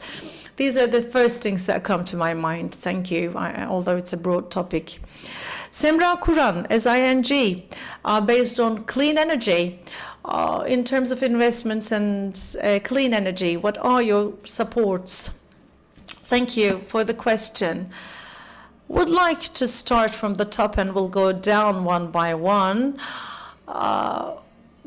Global energy system, as Birol Bey rightfully mentioned, and vis-à-vis the climate crisis, is considered one of the responsible reasons. For the same reasons, I think if we can manage to have the correct balances and strategies, we may have a way off the global climate crisis and sustainable development models. I believe that there is this potential there, and in coping with the climate crisis, which I would link there, because it's the intersection of the investments. So it will take an overall, a total fight meeting all policymakers, decision makers, real sector, finance sector, academia, and the individuals must set up platforms where they will be moving towards a common target jointly. This common target, from the perspective of the climate, has been agreed upon by the Paris Agreement with a consensus, which I believe was a very important step. With this step taken, road steps are now emerging, roadmaps are just emerging, especially some institutions, including the International Energy Agency and European Union. We do see major guidance to investment globally. So the financial system does have three important priorities, because when you are designing your priorities, you need to make it next to next with the finance mechanisms. Only then you can succeed. From this perspective, there are three main roles of the finance. One is, as indicated by Murat Bilgic, we need to provide a proper guidance to investments at the point of moving towards a common target. We should be supporting technology, services, industries that would be serving for the green technology and green energy, and should avoid providing support to the investments of harmful sectors. I think these two are linked to, of course, the roles of the finance sector for investment. This is all we know. Another important task is, maybe not said out loud, but the financial system indeed is having some kind of guidance in all companies, all industries, although it's implicitly done, not explicitly. So these are thanks to some strategic partnerships that we can consider as stakeholders. In the last decade, together with the financial systems, the companies have set their strategies for sustainability, made use of investment plans, made such investment plans, and set off for the goal. But SMEs that play also the major role in economy are faced with many regulations, but they have difficulty in setting strategies that will be moving their companies from today to tomorrow. So we've been speaking about the changes in the balances of energy, diversification of the energy resources. There are some opportunities that are attached to it, but SMEs must be made aware of these opportunities. And I do believe that this advisory role also is really important by the financial sector. The third role, maybe we're speaking about the transparent reporting domain of the finance sector, but there is one point that I need to emphasize. Finance means confidence. So accountable and transparent way of delivering services is essential. That is the reason why we have strict regulations and controls. For the moment, following the sustainability principles, net reporting and clear and transparent reporting can be considered as a very good guidance as to the point that we're standing. We are standing in a very long road indeed. We are speaking about roadmaps for 2050s, as indicated by Birol Bey. There will be potential balance changes on the road. Some steps we may be taking timely, some we may be lagging. So we need to be traceable so that we understand where we are doing fine and where we must be getting in high speed. I think this is crucial for strategic makers, particularly for the future. There is a need for investments in the roadmaps. According to the estimates of the International Energy Agency, $3 trillion of investment must be upscaled to $5 billion.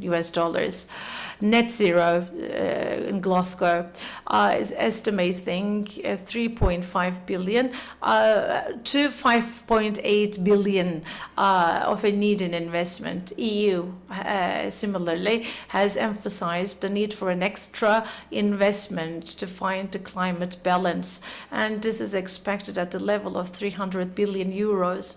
So we understand there is this clear need for investment and the clear need for guidance of the finance sector.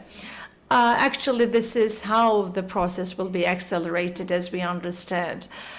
Would like to provide a Turkish perspective, by the way. As you would know, in energy, we are mostly foreign dependent, and the climate and development report is on the table, you know. According to the report, it stated that by 2030, 68 billion, and by 2040, 165 billion worth of an investment needed. But by the way, there is a nice detail that lies there. Would like to highlight it once again. In this period, the energy saving that is to be made, if we can have a proper canalization of our investments and we can cope better with pollution, will just carry us onwards to net zero, which means smart finance management can make countries and companies survive and catch up with new opportunities as they would be encouraged there. So at the end of the day, as the entire Earth, we will have a win-win situation. Of course, now we are concentrating on the dark side of what's happening, but I would expect the threats to be managed properly. Only then, in the long run, there is no other way, no way other than protecting our Earth. So I think we can take proper steps there. As for Turkey, and maybe this has been a very long introduction, but after this long introduction, this business model is rather based on sustainable banking. Of course, the portfolio, together with the Paris Climate Agreement in 2015, have started to declare the priorities. We have made a major change in our portfolio. As mentioned before, renewable energy has been a major priority for all of us, which means the electricity portfolio by 65% to be dependent on renewables. And this transition has been doubled in speed and probably will be a higher transition in the near future. Within 1 year, sustainable connectivity has been doubled. So there is an exponential growth there, particularly in all the finance sector, including the capital markets, loan side. Every aspect of the finance sector has a higher potential of transactions there. Another aspect for ING is that since it is based in Europe as an international bank, we are following the sustainability journey that has been decisively followed by Europe. With a reflection on the portfolio, of course. We are all seeing these implications all together, and we've gained some experience on a global scale. What is this experience? Which sector needs what? What is the case for opportunities? What is the case for investments? So as an institution, we can stand behind our institutions already studied. After 2025, coal plants will not be funded by ING as declared. And of course, by 80%, there is a reduction in the portfolios. The new oil and gas fields will not be financed, as we say, and the International Energy also puts on its roadmap that by 2030 there will be a shrinkage by up to 20% in these portfolios. Both the global network and the global policies and decisions have made the experiences of ING grow further with implications on the Turkish market. So we are speaking about a big need for investments. This need will not be met, of course, by solely the local resources of the country, as indicated in the World Bank report for Turkey. Both international development banks and private banks will need, and the direct finance, as well as the stock exchange instruments will need to be functional altogether. Only then there will be a fundable investment to be achieved. Therefore, at these points, we also need to activate international funds to provide a more favorable environment for the investment domain. So as the banking system, we've been acting in Turkey to this end. Of course, as indicated by Akambe, quite naturally, for this size of an investment platform to be functional, economic stability, predictability, institutional durability and strength, and of course the human resources with its strength as well will be required. So we need to meet such parameters that such investments will become true and the funds from abroad will be achieved, so that we can have a better platform of investing our own funds to achieve a certain level of success, not only for Turkey but for the globe as well. And thank you very much. Of course, this is not something that can be achieved solely by ING, so we need a synergistic approach. Shell's energy transition strategy, especially given its impact on energy security in Europe. Thank you very much. Well, it's a great pleasure to be here. Thank you to Sabancı University for the invitation. And I'm very conscious I'm sitting here in front of the great and good of the Turkish energy industry. So it's a great honor to be here. I think Shell announced a new strategy just over a year ago. We call it powering progress because that is the role that we see energy playing in societies and economies and countries. It has 4 pillars. One is to generate shareholder value. One is to achieve net zero emissions. A third is to respect nature. And a fourth is to power lives. And at the heart of that strategy is the concept of helping our customers purposefully and profitably to decarbonize. And so while nobody would wish this dreadful war, and indeed, as Dr. Birol called it, the first global energy crisis, we wouldn't wish that on anybody.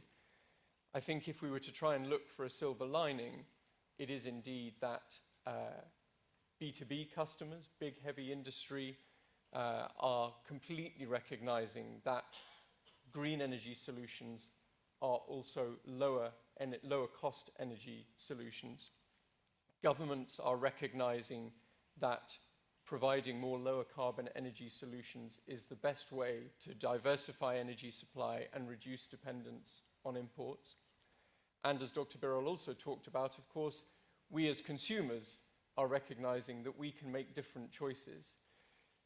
That may be turning down our thermostat, it may be investing in an electric vehicle. The choices differ across the world. And I think for us as companies, and clearly I heard Dr. Birol's challenge to us as international energy companies, and we are really, really keen to rise to that challenge. I think we are finding that our access to government to discuss these issues has never been greater than it has been since February, when governments are really concerned about how they are going to both achieve energy security and lower carbon economies. So I think, if anything, the energy crisis, the energy supply crunch in Europe is an opportunity to accelerate our strategy. It certainly doesn't change our strategy. Thank you very much. Şimdi aslında vaktimiz doldu.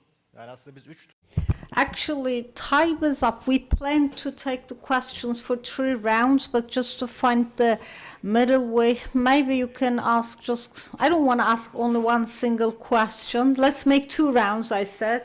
And therefore, in the second round, I wish you just to be faster in your talk. So, Murat, what do you think in the renewables? What is the road that you follow as TSKB? I don't know how it is going to be that much thing. But with my bank, it is a bit different from the other commercial banks. It's a bank of 70 years, and it's a investment and development bank, actually, which I believe is very well fit into the agenda of this meeting. Actually, almost 40% of our portfolio is for energy and 90% renewables. So our strategy, as I told you at the first round, again in this field, trying to support the requirements of the country and to continue to finance with the renewables. But as the other panels cited, predictability is so important in making investments. Just a couple of sentences with this.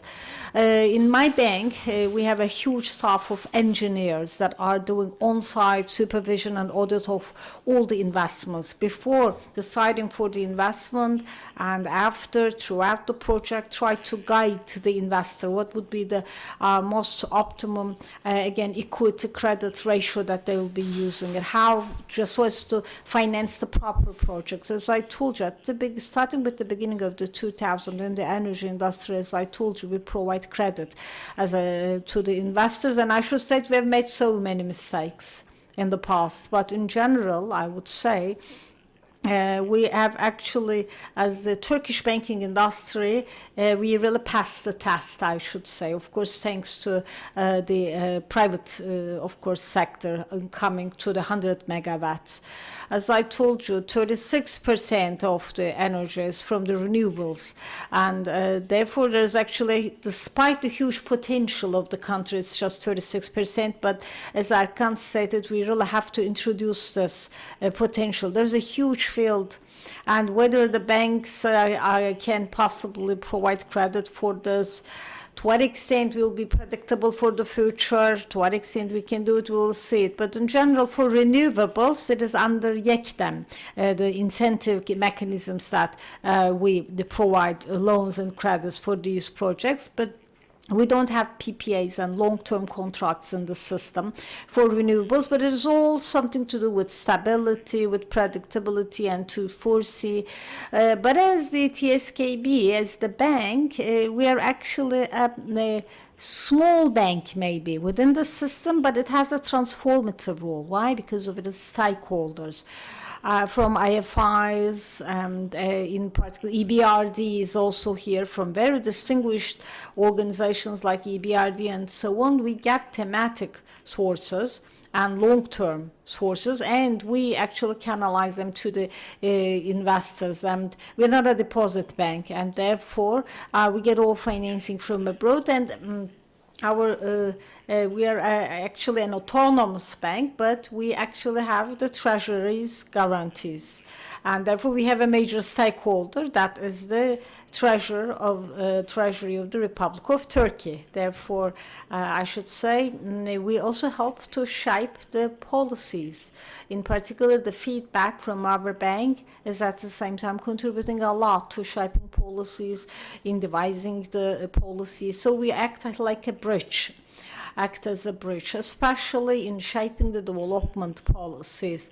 Of course, our customers, they are our main stakeholder, I should say. As I told you, our customers, we are not only providing finance to our customers, but at the same time, we offer advisory services. That is also one of our main functions, just to make sure that there is the optimal financial load of the projects, and also to optimize the use of the credits. And of course, we are acting as a bridge for the international finance sources. That's the reason why we are actually in close contact with too many investors in the private industry. That's what our bank is doing. And of course, in general, the Turkish banking industry itself developed a huge know-how in the field of energy. I think it is wise to say that, fair to say that. And of course, you asked me about the strategy of our bank, and of course we'll continue to finance the renewables, especially within the framework of the Green Deal. As Erkan also stated, there will be huge burden coming out of the Green Deal, and therefore we have to start transforming everything from today. And therefore, my bank, as the Industrial Development Bank, at the same time will continue to be in the leading position. So that's all I can say in a nutshell. Thank you. Erkan, as Borusan Holding, are you making use of the green financing, and how about your financing in general opportunities in renewables, and what measures should be taken so as to improve? Now, the financing, green financing altogether, I would like to talk. First of all, green financing is a topic of all. And after 2019 in particular, we had too many economic fluctuations, and then comes the pandemics, economic conditions, and so on. It actually has started to bring some challenges to the financing in Turkey on the top of the previous ones. I think green financing is something that helps us to relieve somehow.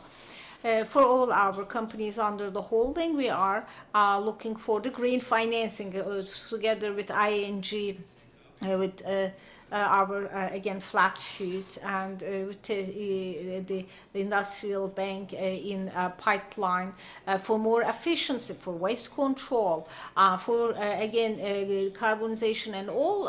We actually have credit agreements with both for our automotive company, both for EVs and hybrid vehicles, about having more distribution network. We also had some credits. At the same time, EBRD is together with us, and of course we are also working very closely with them, and I believe that it will be an ongoing process. And I mean, there is no investment, no step that you can take without any financing. Why? Because there's actually a gap between what should be done and with the resources that we have in hand, so you have to fill in this gap. In Turkey, I'm not checking it, but CDS is 840. Maybe it is reduced CDS. I don't know at what level it is right now, but it is really very difficult to imagine eye of investment. And Mr. Birol said, the energy traffic will change, he said. And I don't want to make big words in here, but I believe US is one of the winners of this. And I think up to 2 years ago in the energy industry, for example, even the financing institutions that are not willing to give financing, it has started to change. I can see the change in their behavior. We have a pipe investment in the US. We would like to, for example, enlarge it. And trust me, as for the financing issue, the issue was dealt with immediately. The one, I think it's 3 or 4 weeks of a period of time that we start talking about financing and the issue is resolved. Of course, things are different maybe in here. Everyone is saying green and green financing and trying to have access to green financing. Europe, it is our next door. And it is so as to speed up the emission taxes probably will be collected, will be turned into resources, or as you mentioned, windfall, for example, the windfall taxes or the revenues, let's say, will be supporting the industry. But on the top of this, there's also the need for the already existing financing without the others. And I believe that this is quite different from the rates that are applicable in Turkey. So it's a more open road, I can say. What I'd like to say in here is, as I told you, energy is an integral part of economy and growth. I mean, maybe if we just go and check the other industries, of course, everyone is looking for the favorable financing. But you know, energy is actually the driving force, which is important for the development and growth of the country. Therefore, the financing offered in this industry, for this industry, must be better dealt with. And I think for Turkey, there are 3 main issues that should be accelerated and facilitated other than financing. One is the law on climate. The regulation must be passed immediately because there's the need for regulation. Then comes 2053 net zero emission target set. If you're asking me, these things are together. Therefore, so as to reach to that emission target, there is the need for an energy plan, action plan for the long term. The other thing is within the framework of the Green Deal, there's also this taxation, let's say, just to keep away from that taxation, the emission trading must be introduced immediately in our country, and a good identification. You need to talk to the different industries, identify the needs, and you have to put this into practice immediately. If you're asking me, other than financing, these are the 3 things that must be dealt with immediately. Thank you. Semra Hanım. Semra, as for the new energy strategies of Turkey, what do you think the biggest contribution of the finance industry would be? Let me continue following Erkan. Turkey has not yet completed some of the steps. Therefore, this is also valid for the financial system. We don't have to have the necessary regulations yet, and we follow the international rules. But if you would like to get to the desired level, of course, as you mentioned, the law on climate and so many other things that should be done, but also with regards to the finance, the strategy plan, also at the side of the capital markets, as also mentioned by the Banking Regulatory and Supervisory Authority. I think scope must be extended, and it also should cover country-specific conditions, because there are so many steps to be taken for financing. But of course, it doesn't stop us within the framework of good practices, despite lack of regulation, but still we offer the international accepted rules, the general accepted principles also in our own agreements. Therefore, from this perspective, in the global arena, There are actually a leap forward also in the global financial system, and we experienced more of this in 2021. Looking at the figures there, I would say it is in terms of sustainable financing, I mean, we've just come to a point that's comparable. But things are changing so fast and at the same time. So what is important is actually they try not to waste some time so as to reinvent the wheel. We have to make regulation ready in Turkey. Therefore, the already existing solutions must be made available for the projects. Just an example from what we are doing, maybe a couple of things that would be promising for us, I would say. By the Minister of Treasury and Finance last year, for sustainability and borrowing issues, there is actually a framework document prepared, and we contributed to the preparation of that document about decarbonization of Turkey for Ankara-Izmir rail project financed by my bank.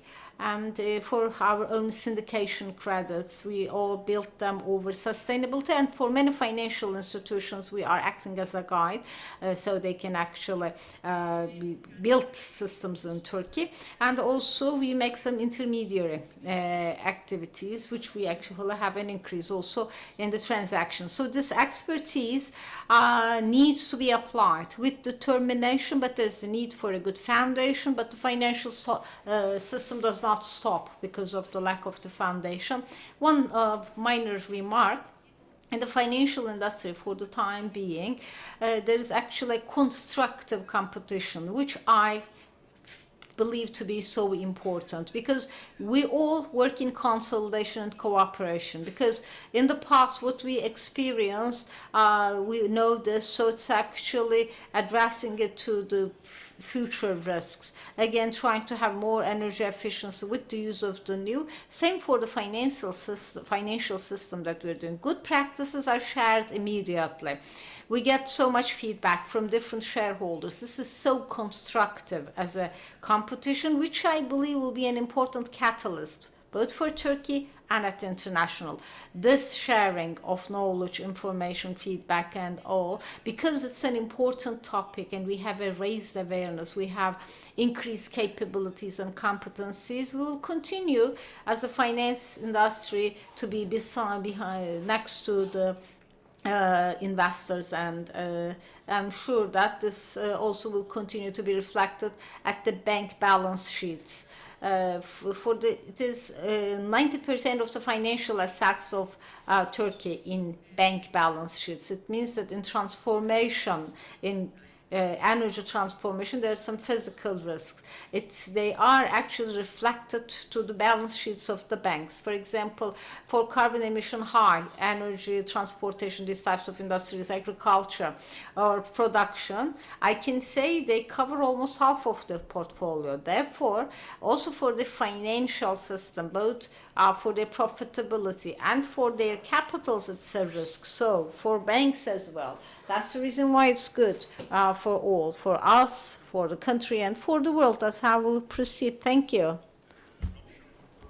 What is Shell's view on the just transition, including ensuring that emerging countries like Turkey can continue to develop their fossil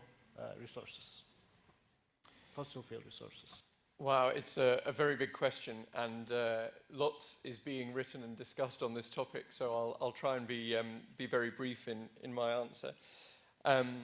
I think in terms of countries that are still industrializing, developing their own oil and gas reserves, there are a couple of things to bear in mind. Firstly, is it oil or is it gas? I think where there are gas reserves, clearly the opportunity to bring cleaner burning natural gas into an economy to substitute coal or oil, both in power generation but also particularly in heavy industry, I think that is an extremely valid and an important role.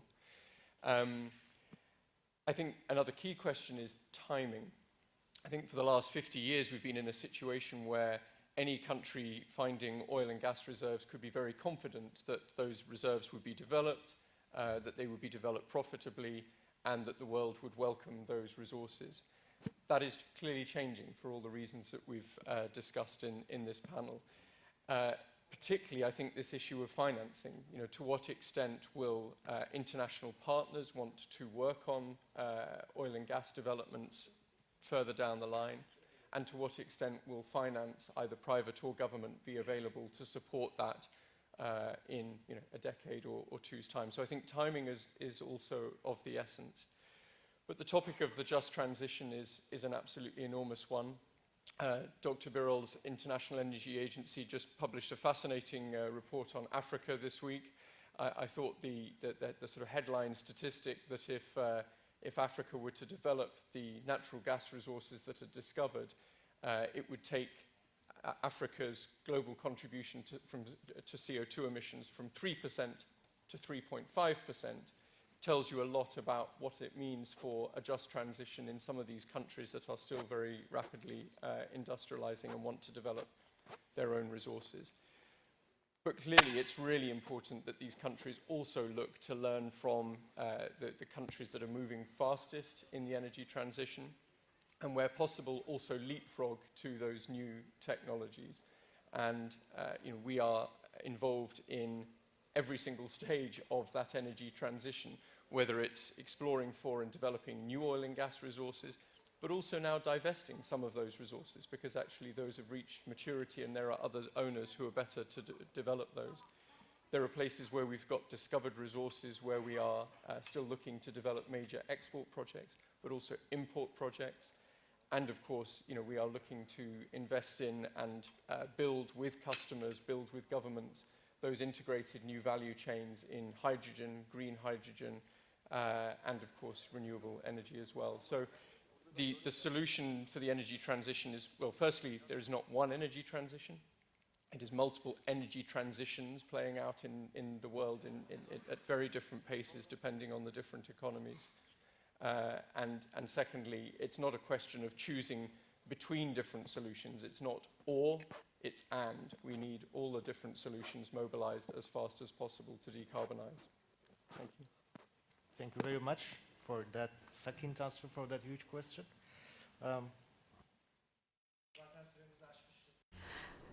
Actual time is up. Actually, time is already up. We planned for 2 rounds, but we'll keep it 2 rounds. Once again, thank you very much for all our panelists and all.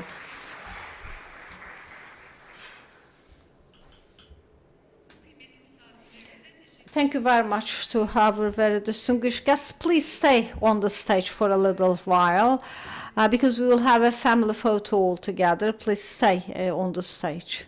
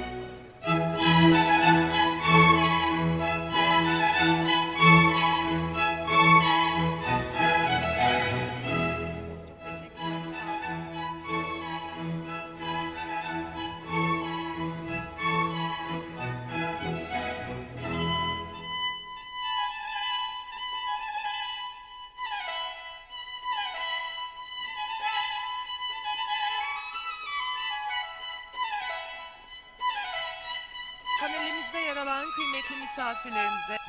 Thank you very much to our very distinguished guests, Güler Sabancı, Fatih Birol, Artürkni, Mustafa Uz Afacan, Murat Bilgi, Şerkan Kafadar, Semra Kunar, and Rob Sherwin. Very distinguished sponsors of IICEC members.